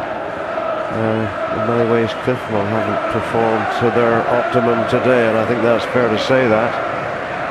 And that's the disappointment for them and for Tommy Breslin. Glentoran, huge underdogs, have come here and they've worked hard, they've worked their socks off, they've got tight to Cliftonville, they've closed them down, and they are within a whisker of walking away with the trophy.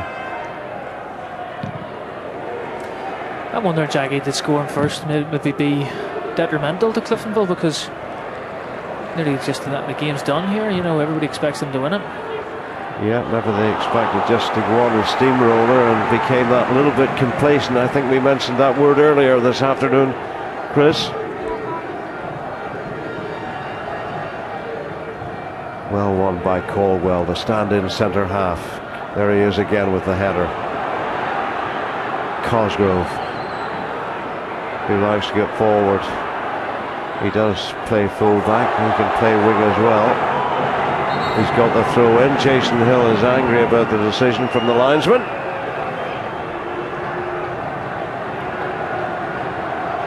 Cliftonville just be looking to get this into the box now and see if they can muster one last chance before extra time.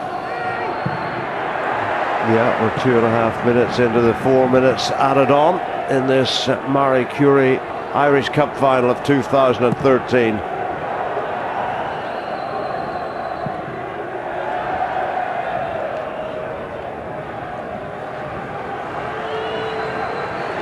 I don't think we can name a man of the match just yet, Chris.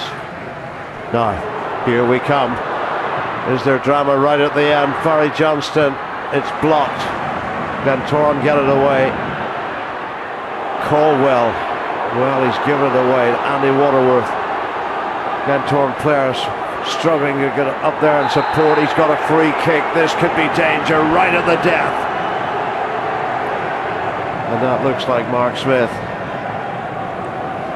Once again, Waterworth just turning a nothing ball forward, and just with sheer perseverance and then pace. I wonder, was he going to get his head up and get O'Hanlon away on the right hand side, but Smith just pulls him back and fouls him, and where are we, 30 seconds to go. Yeah. The birthday boy cannot look.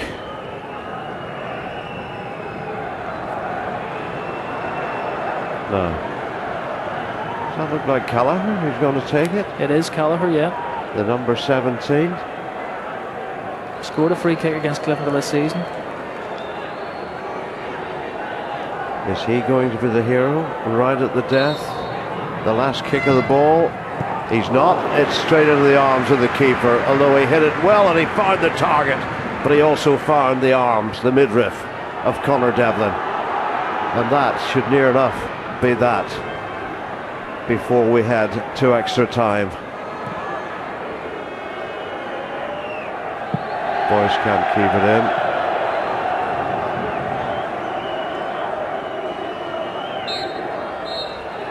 There we are. It's all over. A little bit of despair there showing for Tommy Breslin. And there's the man who's taken us into extra time. A good strike in the end by Andy Waterworth.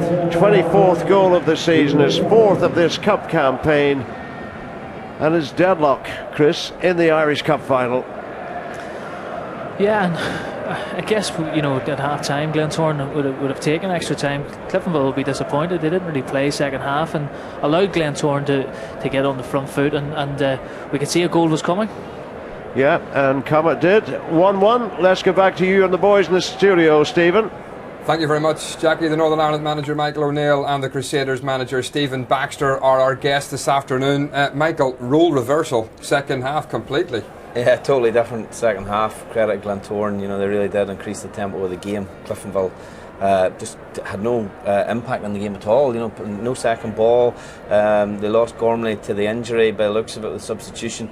But there was only one team that was really going to win the game in 90 minutes, and that looked like Glentoran. Deserved equaliser through Waterworth, and it'll be interesting to see now because Tommy's got to get them refocused now for the first half of extra time. So much more urgency with that Glentoran team second half, Stephen. Oh, it's amazing! What a turnaround! They were lively start to finish in the 45 minutes. Cliftonville look a little bit out on their feet. We're looking around. Tommy's trying to drag something out of them. But Glentoran was just one-way traffic, and Waterworth, his willingness to run into the gaps has given them no end of trouble. And I thought in Carson and Howland moved inside, and young O'Hanlon who came on, such an impact, and they've been fabulous. So it only looked like one winner, in the second half. It's amazing how the psychology changed very quickly, isn't it? It does, it's everything. The momentum was all with Glentoran at the minute. They've only made one substitution as well, Eddie's got a couple of options still if he needs to freshen it up. Cliftonville do look very, very tired, I have to say, in the second half.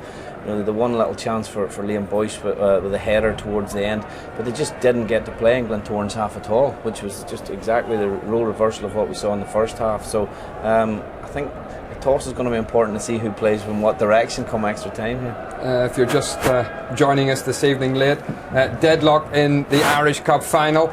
It's gone to extra time. It's 1-1 between Cliftonville and Glentoran. It was Cliftonville who scored first. They took the lead in the first half. A fantastic goal, this one by Joe Gormley. Yeah, it was wonderful movement from the two centre forwards, and as I say, Gormley gets on to the end of it. A nice ball over the top of his head, and he finishes it very, very calmly.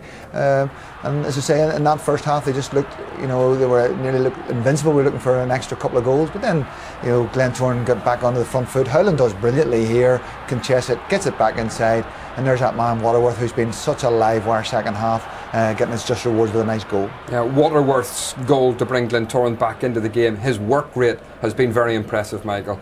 Yeah, he's probably been the pick of I think all the players on the pitch for Glentoran. He was the only real threat in the first half, and second half, he's such a willing runner. The work rate he's put in for his team, you see already. I think that Mark Smith's been booked. I'm not sure if Caldwell's been booked as well, so they're struggling to deal with him, and it'll be a big threat in the second half, particularly the game gets stretched and his body's starting to get tired. He looks like he's fresh and he can run all day, and he's been immense today. Okay, let's hear the thoughts of Tim McCann.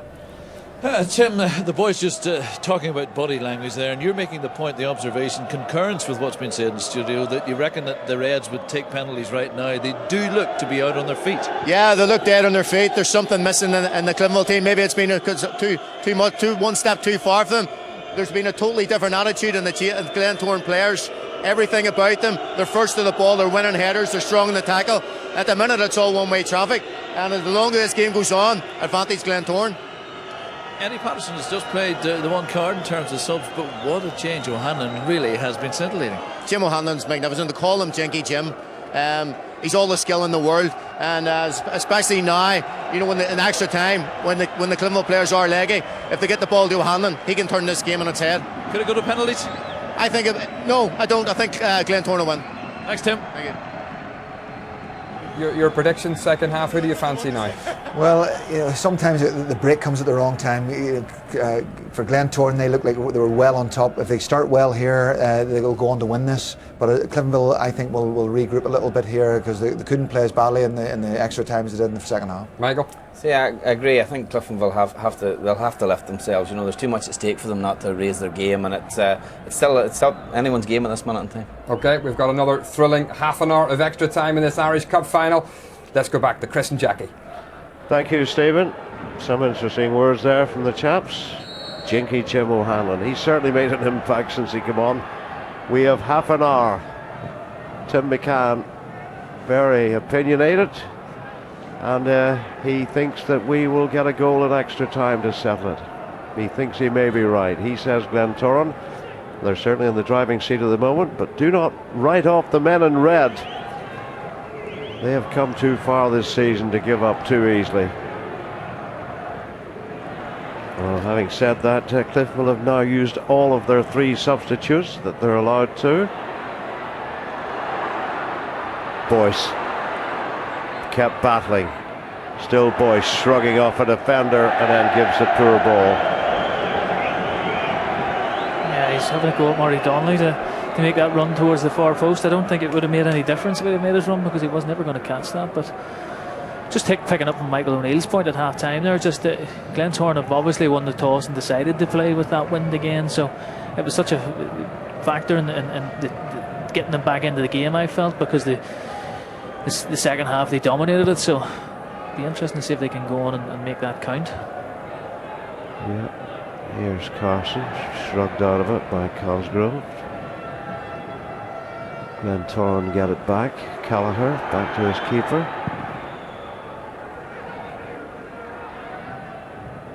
Catney gets it forward. Boyce.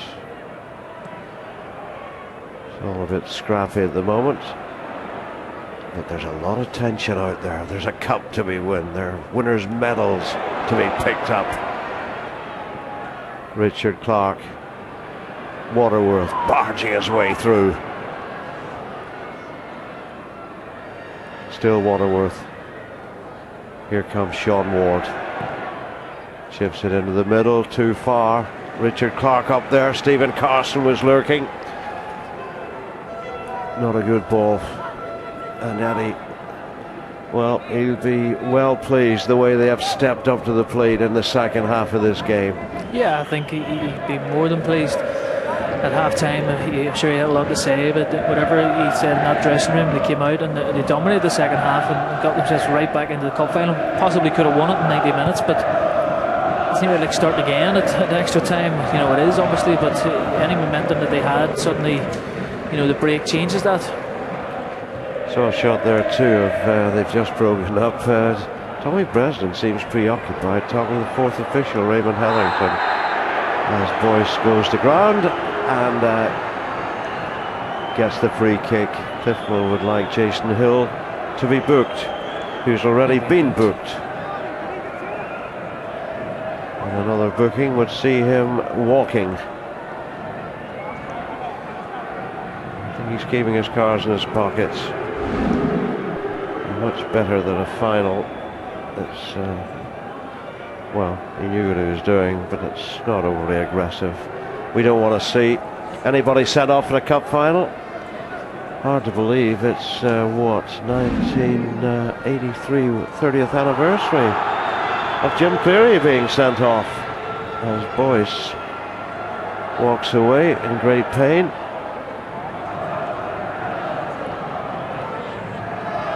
It's young Donnelly with the tried and tested magic wand of a left foot. Boyce and company in the middle.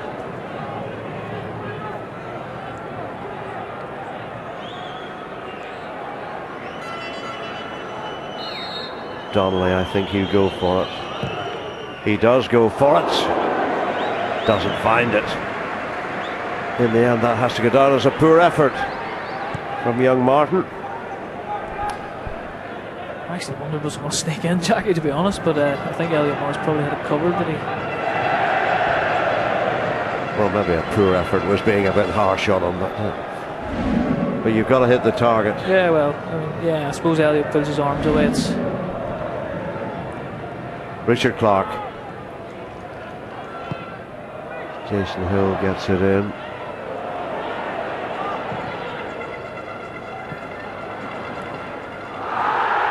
And they get a free kick.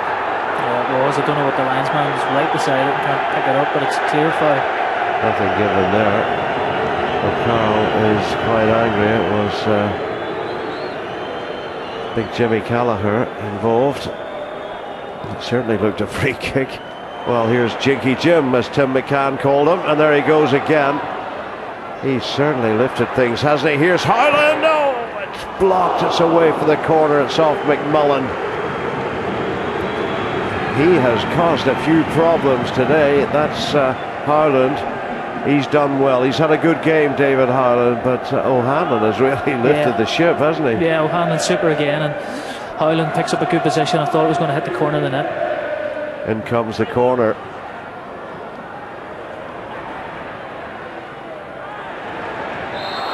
Glentoran have it, but the foul was on Mark Smith. I think it was Harland who gave it away.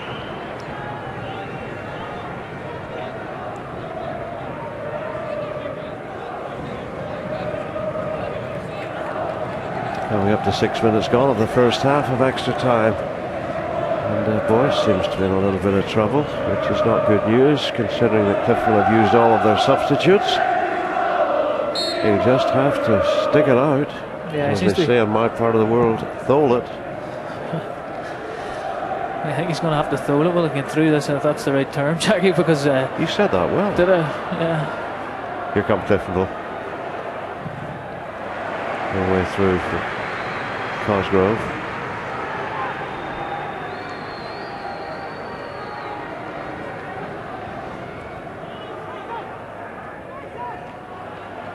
O'Carroll. Oh, it's a good ball. Donnelly! Great save from the birthday boy. He was so unlucky. He was excellent. And the Cliftonville fans are up for it after that. They were so close to a winner, or what could potentially be a winner. Great goalkeeping, Elliot Morris.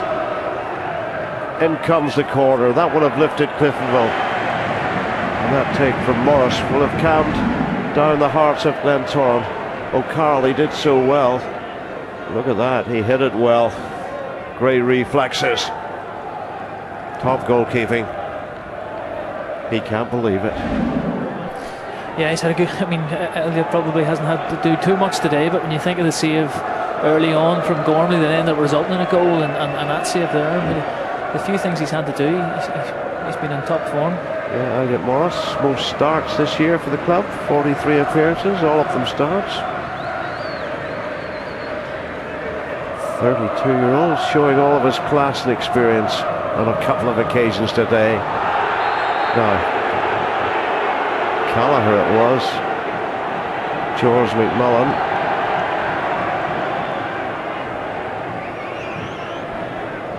Well, the yellow cards are mounting up. We'll have to do a quick adding up. George got one there, did he?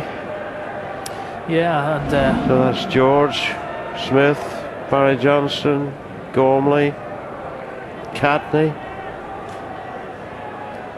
Could have played the advantage, couldn't he? Yeah, I think the advantage would have been preferable. Here comes the free kick. Oh, Callagher's free! Callagher may have got the winner for Glentoran. What a finish! Where was the marking? The inquest already started in that Cliftonville defence.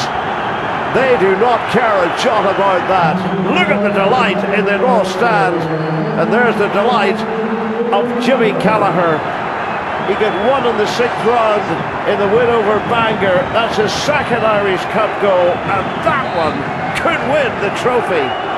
Yeah, great finish, and Cliftonville are debating on who should have picked him up, and great delivery in from Carson, the sort of delivery we expect from him, and right into a really dangerous area. Callagher goes and attacks it. Good connection into the top corner. Would you believe it's nearly 99 minutes where that finish went in? And that's 99 minutes when Michael Halliday got an extra time winner against Linfield all those years ago. What a finish it was. The keeper had no chance. Gallagher is the hero. What a turn up. The huge favourites, Cliftonville, are struggling. The grasp on a League and Cup double. The grasp on a treble, including the League Cup. Well, has it gone? Now's the time, Jackie, for the players to stand up and really grasp it, because here's Jinky Jim. Sorry to interrupt you, Jim O'Hanlon. Sean Ward will not catch that. But my goodness, what a turnaround it has been since half-time in this game. Glentoran fought their way, worked their way back into it, and they've made it pay off big time. Look at the space here. Cliftonville, for the moment, are ragged.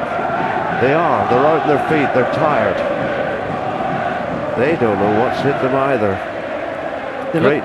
Sorry, Jackie. No, I was going to say they look like a beaten side almost. I know there's still 20 minutes more or less to go, but now here's Waterworth.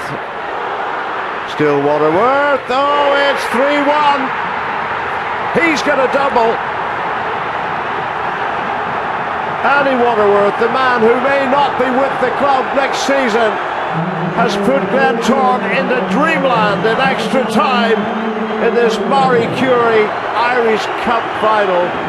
Eddie Patterson, his first trophy, is within grasp, and at the end of what has been a financially troubling season, well, it's all about to come right.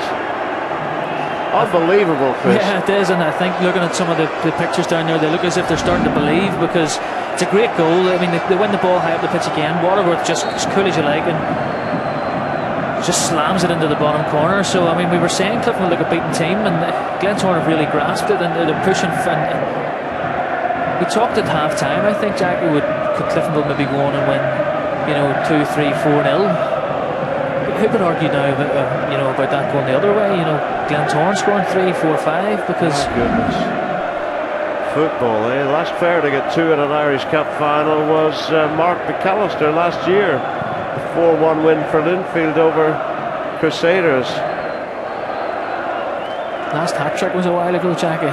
Oh, that was Billy McAvoy. Yeah. Without looking at my notes, I think that was what, 1969? Yes, 1969. Billy McAvoy got all 4 goals. Ards Ford is still read 2 at a replay. Dear, dear, dear, despair on the cusp of history, and it's been taken away.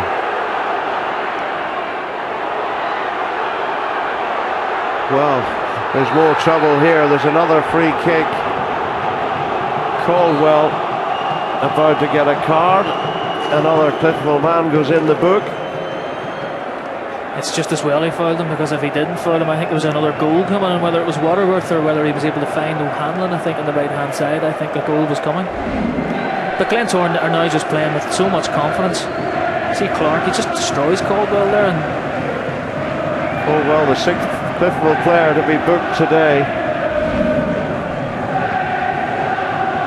Where did it all go wrong? The inquest has started the grandstands, not with those fans of Glentoran. East Belfast will be buzzing tonight, without question. There's Waterworth, 2 goals in the cup final. What an effort that was from Gallagher. That's all down to confidence, Jackie, because I mean, he's absolutely smashed that. It looked like if it was a foot lower. You remember his goal. He's getting greedy. He's looking for 2, and he was close. Well, I have to remind you that you're picking man of the match, Chris. It's becoming even more difficult as this game goes on, because it certainly is. There's so many players that have played well for Glentoran today, and we're making the assumption that they're going to push on here, but unless Cliftonville can get a goal quickly to give themselves a fighting chance, I don't see anything other than Glentoran going on and winning. No Glentoran player has scored a hat-trick this season.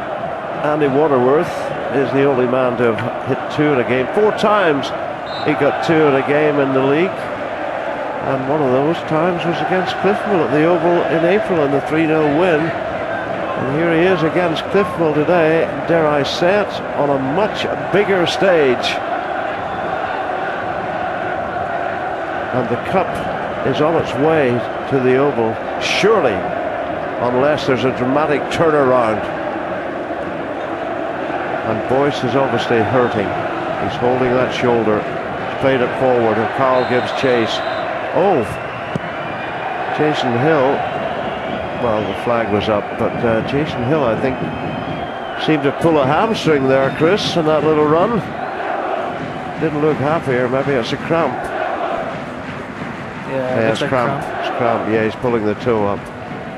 He's getting to that age, Jackie, where 105 minutes in, he's starting to feel the pace. I thought you were saying he was a 105-year-old.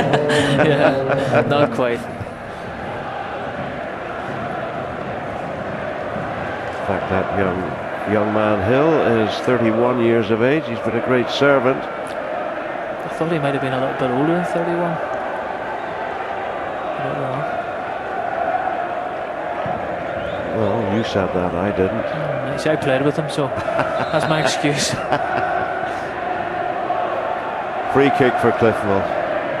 They do need something just before the end of this first half of extra time. Look at those Glentoran fans in the background.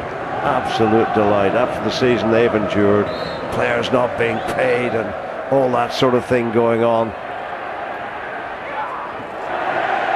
Too easy there from George McMullen. You can see the disappointment etched in the faces of the Cliftonville players. It was 1-1 after 90. Callagher and then Waterworth again. They've made it 3-1 to Glentoran. Keep your head, lads, he's saying. It's all falling apart. Only sadness, dejection in the faces of the Cliftonville supporters.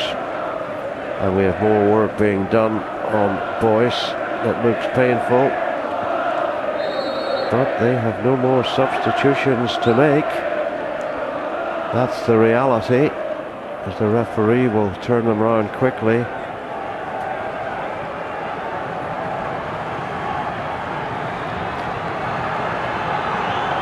It's hard to believe that a club like Glentoran haven't won the Irish Cup since 2004. They'll not be worrying about the history, they're just worried about today. They came here as underdogs. They came here really with hope in their hearts. It could be much more than that.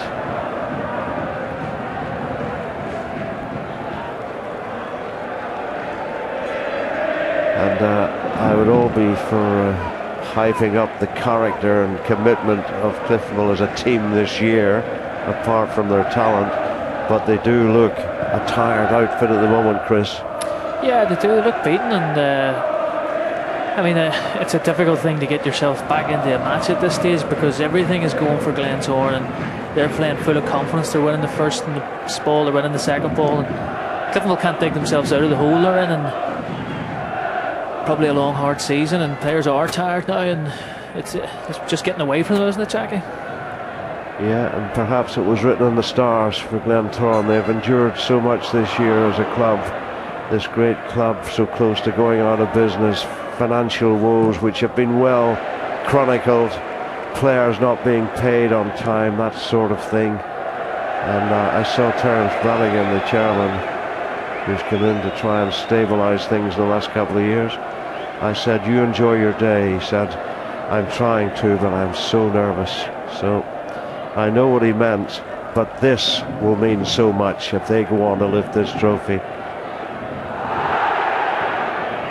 Nothing likely to be given there, despite the yells from the Glentoran fans. Sadak. And Boyce, well, he doesn't really want to be involved. He's obviously in great pain with that shoulder. And that's all Cliftonville would need at this stage, where they're up against it.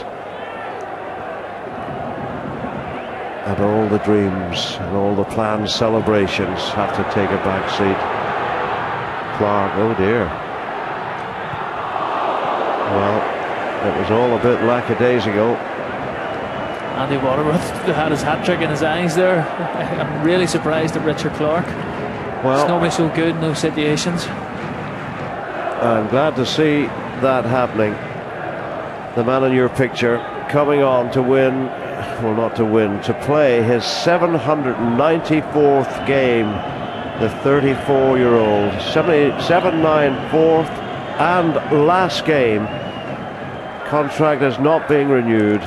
It's his 65th Irish Cup tie, counting finals, and this will be his 8th final.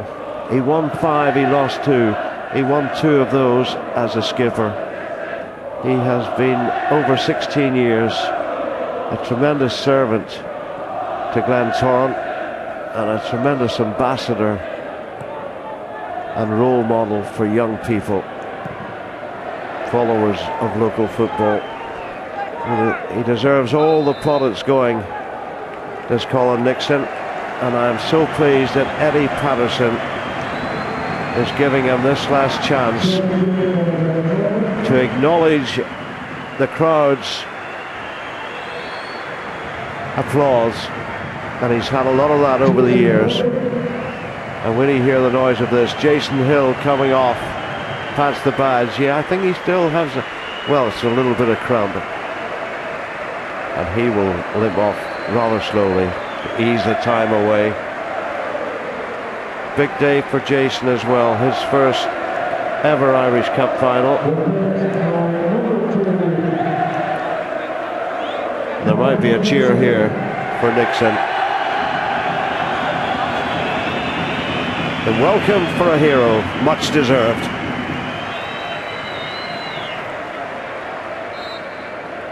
Yeah, I think it's fitting, Jackie, that he's going to make an appearance here.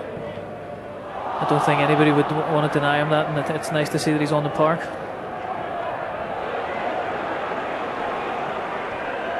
Yeah, Colin Nixon.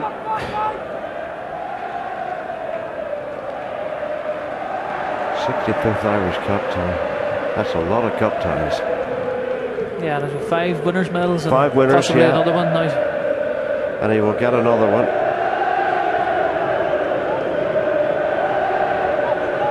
And he's looking busy as Glentoran defend this corner. And by McMullen, Elliot Morris thought about coming, changed his mind. Glentoran on the burst. Waterworth was fortunate. Now there's a break on here. Cliftonville are well caught out. Richard Clark. Well, perhaps Waterworth. Harland inside, might have wanted it inside. He hit it wide of the post though. Richard Clark looking for his slice of the glory.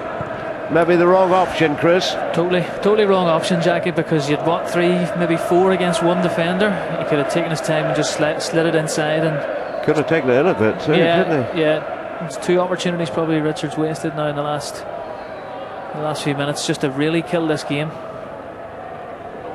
Marcus Kane is on as well for Glentoran.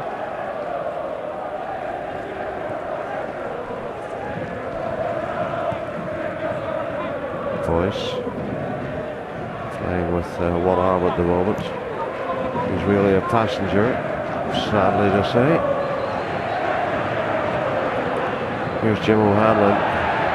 He almost did it. Sadak, Donnelly. I'm not too sure that many would have seen the outcome of this as clear cut as it was. Here's Harland, Richard Clark, Waterworth. It was all a bit too pedestrian. And Barry Johnson not happy, and he had a little stamp, had he, at Richard Clark, and there's hands up.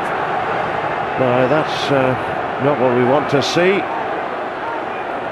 Now Richard Clark has not been booked, and the other man with his hands up there was Caldwell, who's been booked. I think Johnson possibly stamped on him as well, Jackie. Yeah, well, I think that's what started it all. There's a little stamp from Barry Johnston. So if the referee talks to the linesman, I'm sure they're communicating through their headsets and their microphones. But I think Caldwell could be in trouble here. Now let's see this again. Well, I'm not sure, but he's annoyed anyway. And there's a red card, straight red card, and a straight red card for Richard Clark. A double sending off. 30 years since we've had a player sent off, and now, after Jim Cleary in 1883, we have 2 players sent off right at the death of this 2013 decider. Richard Clark is off for Glentoran, and Kieran Colwell is off for Cliftonville. Colwell disgusted.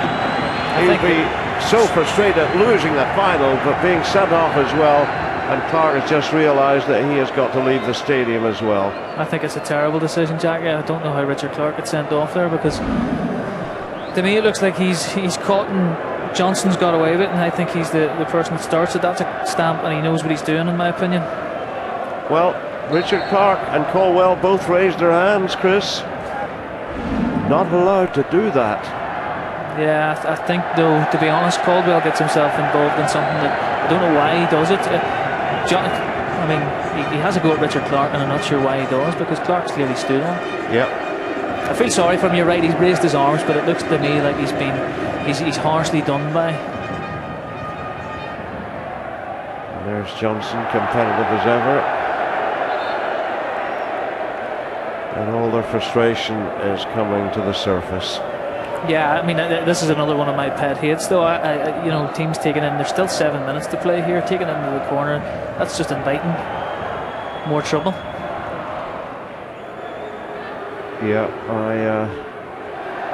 I don't like that business either. Well, Chris, it's got to that time. And there's a picture of Andy Waterworth, a close-up. He might be a contender. Yeah, he's a contender, along with, I suppose, looking at Cliftonville, Connor Devlin, we've got to mention him. He's probably the one player from Cliftonville today that's been lived up to his image. Yeah, to his billing, and they haven't really had too many others that have performed. But you look at the Glentoran team from half-time onwards. O'Hanlon, who's just got challenged there, hasn't played that long in the game, but his performance has been right up there. Big He's a impact. contender. Yeah. Howland and Clark, I think, were superb in the middle of the park, along with McAlorum. Defensively, they've been strong, but with 2 goals in a final, I think it has to go to Andy Waterworth, because it was his goal that got him back in. And you think the amount of times he ran the channels and caused them problems and created things out of nothing, and getting the goal to get them back into the game was so crucial, and then to get the third to make it 3-1 and really kill the game. I feel, you know, he just shades David Howland for me today, and it's down to the 2 goals. Yeah.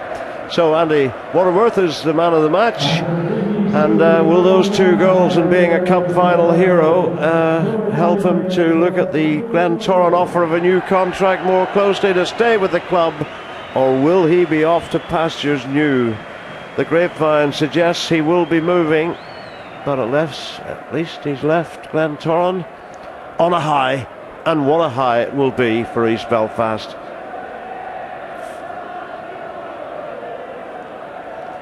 Four and a half minutes left. Well, that sums it up, doesn't it? At the start of the game, you might not have thought that, but at 3-1 with a few minutes left, simply the best. And there's no sign of Tina Turner to sing it.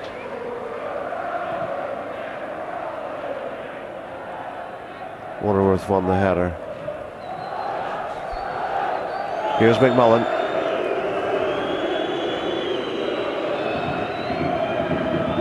And there's no zip about Cliftonville at this stage. And sadly, boys cannot really move too well. They're basically playing with 10 men, and they're trailing by 3 goals to 1, as Jay McGee will just blast it away. Hit it into the crowd. That will do at this stage. Yeah, I mean, it's playing out time now, isn't it? Because Cliftonville just it doesn't look as if there's any fight in them, and that's no criticism. They've had a great season. It's disappointing to see them losing in this manner, because they've been so good, but it looks just too far for them at this stage. Glentoran scoring those 2 quick goals, I think, has just killed the game. Yeah, 2 goals in 2 minutes to make it 2-1 and then 3-1. And he was the man of the moment, Andy Waterworth.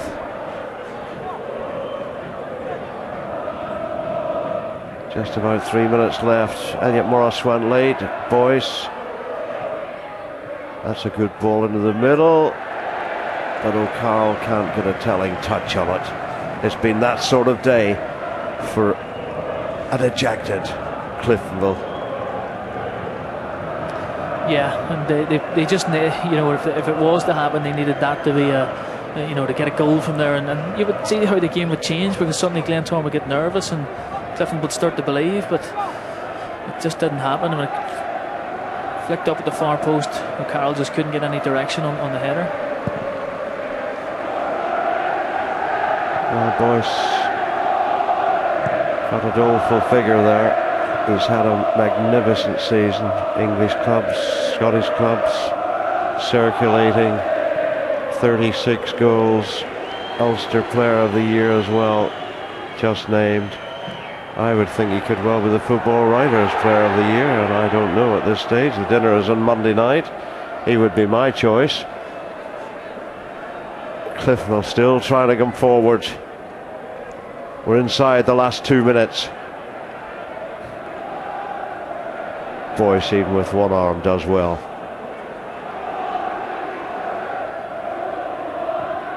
In goes the cross. Elliot Morris grabs it, and it will be quite a birthday celebration for the Glentoran custodian this evening, and Jay McGee. Elliot turning 32 today. McGee is 25, but they don't need a birthday as an excuse to celebrate tonight. No, definitely not. And I didn't mention Elliot there in the sort of roundup of potential man of the matches, and you think of the save from Martin Donnelly at one each, where you know they score then, and it's a different match, you know. So he didn't have much to do on the day, let's be honest. But when he was called upon, that big save, that could have been the turning point in the whole game. No, he's a good keeper. He's proved it over the years, and he's had a good testimonial year, I've heard, and why not? Great service in this day and age. 11 years at the club now. Donnelly. Cliftonville at this stage, we're in the last minutes, playing out time. Donnelly, a goal back at this stage would be too little too late, I would assume. Here's Carson. He's played in the cup final before, but he lost it. The 32-year-old just about to pick up his first winner's medal. Sean Ward has played in a final before. He lost that in 2006. You were right, Chris, earlier today. You said Elliot Morris, the only man on the team to have won a medal. That was in 04, and then they lost in 06. O'Carroll gets it in. Well, just didn't fall properly for Donnelly, and that should be it. The whistles coming from the Glentoran supporters. I think 1 minute has been added on. Waterworth away. The hat trick is on. First hat trick. Oh, for 42 years it was there for him. He couldn't take it. Billy McAvoy's long-standing record is secure. 44 years, in fact. Let me get the arithmetic right. There he is, one-on-one. Devlin, once again, one of your contenders for man of the match, quite rightly so, has denied Andy Waterworth finishing on a real high with an Irish Cup final hat-trick. Nixon won the header. There's a little bit of pushing though, and I think this could well be the last kick of the game. There we are. Absolute delight for Eddie Patterson. He was brought into Glentoran to do a job 14 months ago, and he has done it. Paul Traynor, the coach, one of the coaches, lifts him into the air. Total delight for Glentoran, and equally total despair for Cliftonville. There's Radio Ulster in there, Grant Cameron, one of my BBC colleagues. They said our days were over.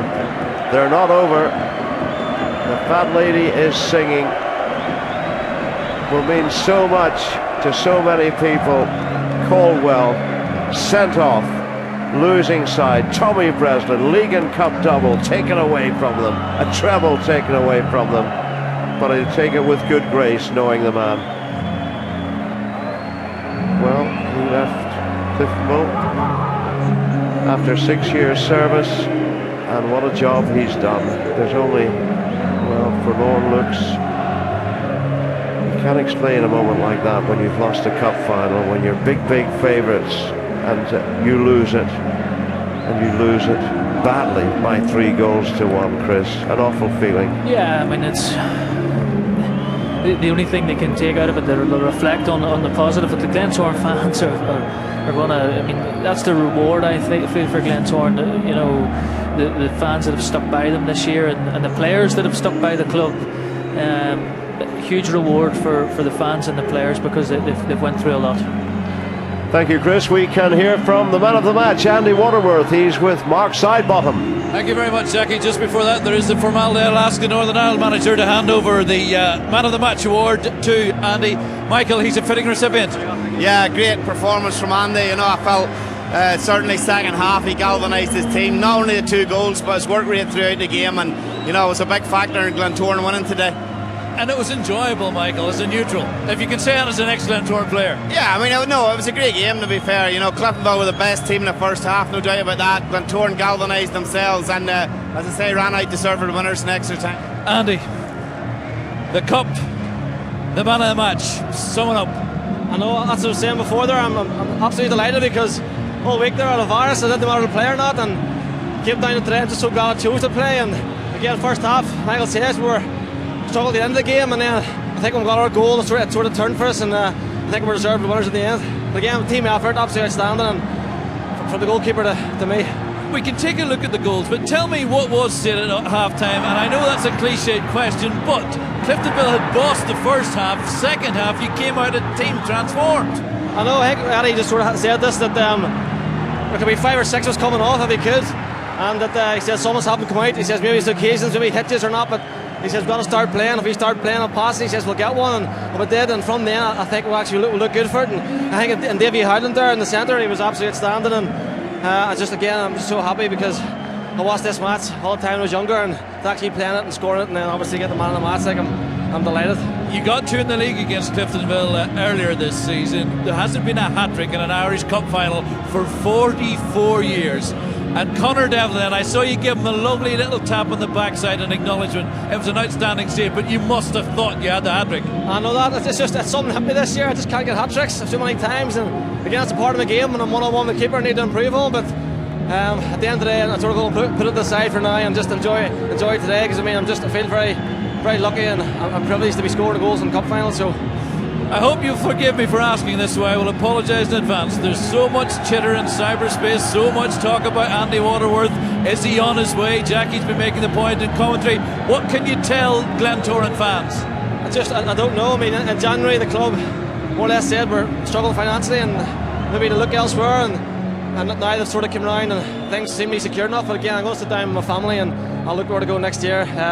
After now, I'm going to enjoy today, all day Sunday, all day Monday, all day Tuesday, and then I'll maybe start thinking about football next season then. So maybe on the move, and we appreciate you can't talk about that, but one final question before you go singing and dancing there. The year that Glentoran has had, wages late, wages unpaid, wages not paid, crisis upon crisis, and here you are at the end of this season, winners of the cup. Sum that one up. No, actually it hasn't even hit me yet. You know, I remember last year sitting at the Oval, beat by Newington, an amateur league team, and we're coming off the pitch and let down supporters. It was very embarrassing for us, and it was very hard to swallow. And there you are, 1 week, one season you're down, next season you're up, and again I'm just extremely delighted to be given the man of the match and actually go and get our hands on this trophy now. So well done, you're a worthy winner. Andy Waterworth and his team, no doubt, will not only celebrate Sunday, Monday, Tuesday, but Wednesday, Thursday, Friday, Saturday, Sunday and beyond. Stephen Baxter, what a transformation by Glentoran after they were completely outfoxed first half. Well, whatever Eddie Patterson and his management said at half-time done the trick, because I tell you, they were a different team what we watched in the first half.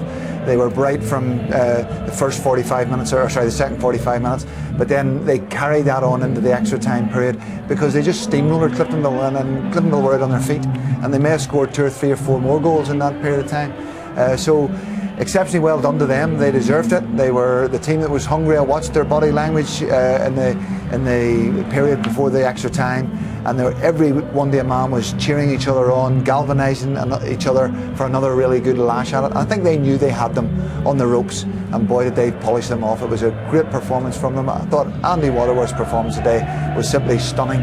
He run the channels all day, he got in behind people, he worked their back four on his own at times, and then in the second half they were all out on their feet trying to chase him. Well done to him. Michael, after everything Glentoran as a club have been through this season, with all of those well documented financial problems, to come here and win all of their games away from home in the Cup this season, it's quite an achievement, isn't it? Yeah, it is. You know, that in itself shows the character that's obviously in the team. I think Eddie deserves a lot of credit, because we talked at half time about how we would change it, and think he didn't do anything. He was patient, to be fair to him. He trusted his players, he trusted whatever he said to them would galvanise them, and it certainly did. And you know, the introduction of Jim O'Hanlon certainly was a big factor in the game for them. And Andy Waterworth, as we've talked about, was magnificent. But Glentoran just, you know, played with a freedom and a belief that they didn't have in the first period of the game. And when it came to the crunch, Cliftonville struggled to deal with that. They looked a tired team at the end of the season. It was a great game, you know, and you have to, you know, I think it was a big skill for Glentoran today to come here and beat Cliftonville, and you know, that's credit to the, you know, the season Cliftonville have had as well. Well, the Irish Cup is on its way out into the presentation area, but before the honours, let's get some more reaction with Mark. Elliot Morris, the captain, and Bertie McGee, the birthday boy, and the winning manager. Elliot, the first thing you dropped all day, I think, was your little boy Leo here. You're saying your arms are sore. Sum this up for me. It's unbelievable. No one gave us a chance today. It was we were coming along just to congratulate Cliftonville on their treble. But I'll tell you what, since we get through to the final, we've been looking forward to this. I think we're the only people that thought we'd come here today and beat them. And I'll tell you what, did them a half. At 1-1. Early into the first half of extra time, Marty Donnelly hits the ball as sweet as a nut. You probably have less than a split second to react. At that point, do you think this might well be our day? I couldn't really see it. There was like 3 or 4 in front of me, and I was just happy that it was close enough to get a touch and get it over the bar. So as soon as I saved it, went up and got the goal and make it 2-1. So it was a crucial save at the time. Little Leo's a bit overwhelmed, and I know it's very, very important. You want to look down the lens and say hello to another little boy of yours, Ashton, who's sick today and is watching on the telly. Yes, Ashton's couldn't make it today. He's in the house sick. So hello, Ashton. He said hello. Leo, did Daddy do well today, Leo? He's in the TV. He's looking over there. He's a bit overwhelmed. Eddie, let me bring in Jay. I know you're also birthday today, and you've got, I think, nephew and niece with you. Eddie, look, from the first half, you were a team transformed, and man of the match, Andy Waterworth, was saying at half-time, you said, look, lads, I can take 60s off, go out there, show a bit of character. They certainly did. Yeah, absolutely. If I could say one thing, Mark, first. My young granddaughter was supposed to bring me out today, walk out with me today. Fell ill last night, and I couldn't come to the game today. Katie, that's for you, it's coming home. You did it for little Katie. These boys did it for you, Eddie. And I want to go back to that initial question I had. What transformed them? Because you were up against the outstanding team of the season. We know what these boys are capable of football-wise, and I'm talking about the Glentoran side. We didn't give a good account of ourselves the first half. Fits and starts we did. Second half we hit home with a few home truths. We told the boys it just wasn't good enough, and if they want to let this game pass them by after all the work they've done all throughout the season, and for what they've been through the course of the season, not being paid and things like that, it would be a shame. And they rolled their sleeves up, pulled the socks up, worked their butts off, and what a performance in the second half. Not only the second half, but extra time as well. Tremendous fitness levels, some tremendous football, and it could have been more. And you know, we're just glad to get our hands on that trophy again. Your first one, Eddie. We appreciate you joining us. We're having a slight technical problem with the microphone. Enjoy your moment. Congratulations. Well, there's the Challenge Cup, which will be presented to Glentoran very, very shortly. And Stephen, on their second half, on their extra time performance, worthy winners today. Oh, very much so. It's credit to Eddie and his backroom staff and how they've lifted the whole squad, because that's been a very difficult situation running there from Christmas, and to keep the players in the mental shape that they're in, to go out and give a performance like they did in the second half and then in the extra time. They've run out worthy winners here today, and hats off to them. But Cliftonville, have been the team of the season, and sometimes that can you can just run out of the steam because they partied last weekend when they won this championship. They've been the outstanding team of the year. It's just come up a little bit short, and that can oftentimes happen when you win a big league championship. Yeah, still double trophy winners this season. Cliftonville, league champions, of course, for the first time in 15 years, and they won the League Cup as well. But the Irish Cup was a step too far. It is the losers' medals today for Cliftonville. Let's rejoin Mark.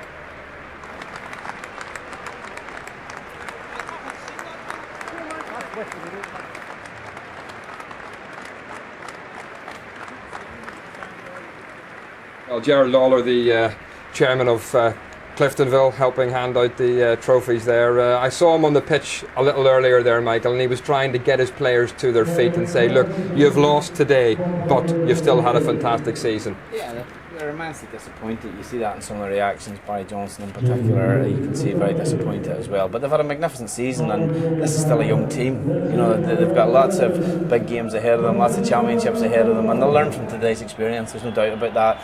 And as I say, on the day they just came up short, and we have to give credit to the Glentoran lads now going up to get their medal. And again, for a lot of these lads, it's maybe their first medal, so they'll be hoping that it's a turnaround in fortunes at their club as well. There's a sight all Glentoran fans will love to see at Windsor Park. The Glentoran flag proudly flying in the middle of the Windsor Park pitch. But let's rejoin Jackie for the Irish Cup presentation. Always a big moment, Stephen. Jason Hill there going through. McAlorum, his first final as well. David Howland, who played so well, number 8, getting his medal. There we are, Jim Shaw, IFA president. Richard Clark going through. Bradley going through, an unused substitute. Gibson, an unused substitute. Callagher got that wonderful headed goal in his first final. And there's Tony Bresnan giving good grace as those men take photographs for posterity. It's hard to believe that Glentoran, well, there's Colin Nixon now. I must say it's 9 years since the trophy has rested in East Belfast. Colin Nixon is the captain, the club captain, in his very last game, 794th, as they get ready with the champagne. And I think Nixon will be lifting the cup with the birthday boy, 32 today, Elliot Morris, the goalkeeper. There it is.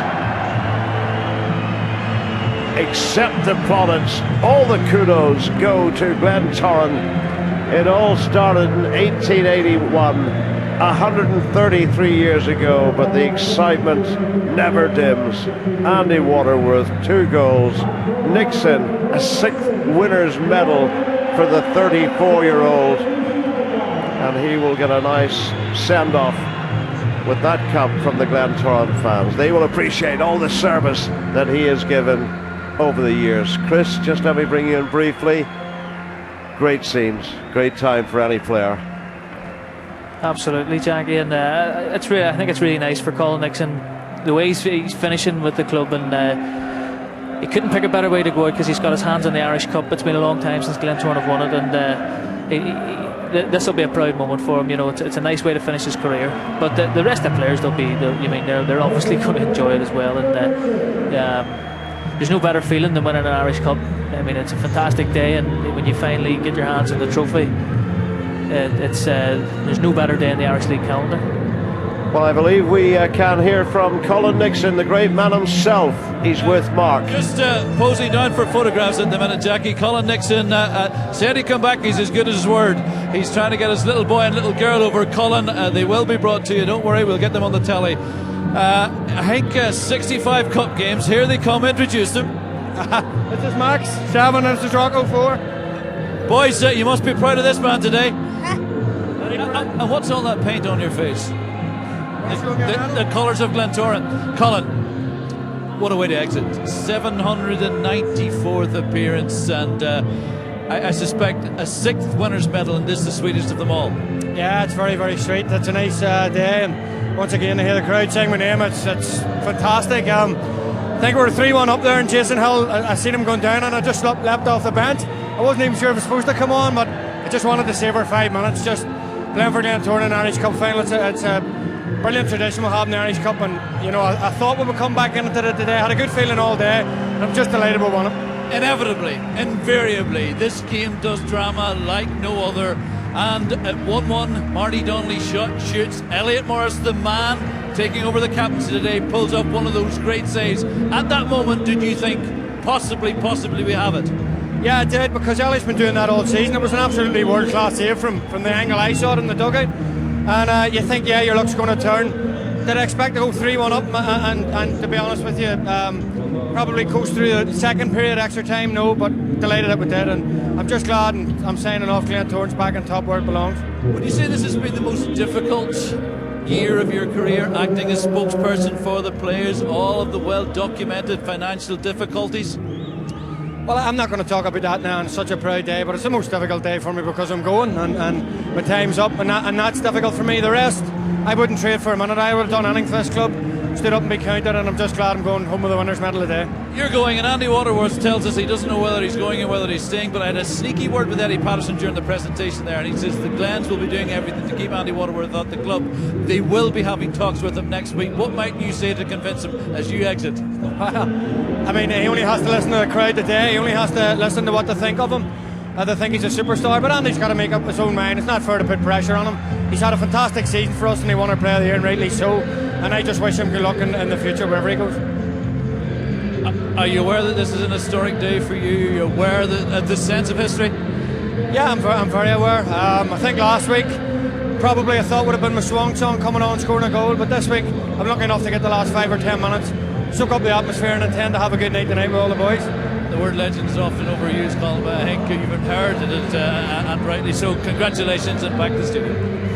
Well, bittersweet for Colin Nixon, of course, who wants to stay at the club, but this is last game for Glentoran. Here's how they won the Irish Cup this afternoon. Glentoran were trailing by 1-0 at half-time, but they came out of the blocks, Stephen and Michael, in the second half, and step up Andy Waterworth. Well, yeah, you know, this goal that we see here, it was just wonderfully worked. It comes into the back post, and as the second goal we're saying, but you know, they just came at them in droves and forced the good chances that they got, and they may have scored 2 or 3 more goals as the game progressed. So well done to them. You know, they're very worthy winners here today, and it's good to see people like Colin Nixon, you know, being applauded by his fans. You know, and let's give some credit to the Glentoran fans. They've come here in huge numbers. You know, they felt like their club's been torn away from them, and yet they come out and sing their hearts out. It'll be wonderful to see that sort of number week in and week out, bringing this club, great club, back to the standard it should be, because they're a wonderful club. And finally, last word to you, Michael. Credit to Colin Nixon, a former teammate of yours, to buy out like this today. Yeah, delighted for Nicky, to be fair. He's a really good lad. You know, he won a lot in his Glentoran career. He's been, you know, I know what the club means to him, and I know he'll be hurting, you know, to leave the club, but he's left in the right way. I don't think anyone at Glentoran would have a bad word to say about Colin Nixon, not only for his performances on the field, but as an individual as well, and what the type of character he is. And it's fitting that he should go out this way, and you know, rightfully, you know, in a day when Glentoran deserved to win the cup. Okay, Michael, Stephen, thank you for your company this afternoon. The next live sport we have for you here on BBC Two is next Friday evening, and that's some Ulster Rugby Live. Ulster take on the Scarlets in the semi-finals of the Pro 12. What a game in store. Join us at Ravenhill from 7:30. But this afternoon, Glentoran are the Irish Cup champions, and believe me, if you want a party this evening, East Belfast is certainly the place to be tonight. From all of us here at Windsor Park, it's bye-bye.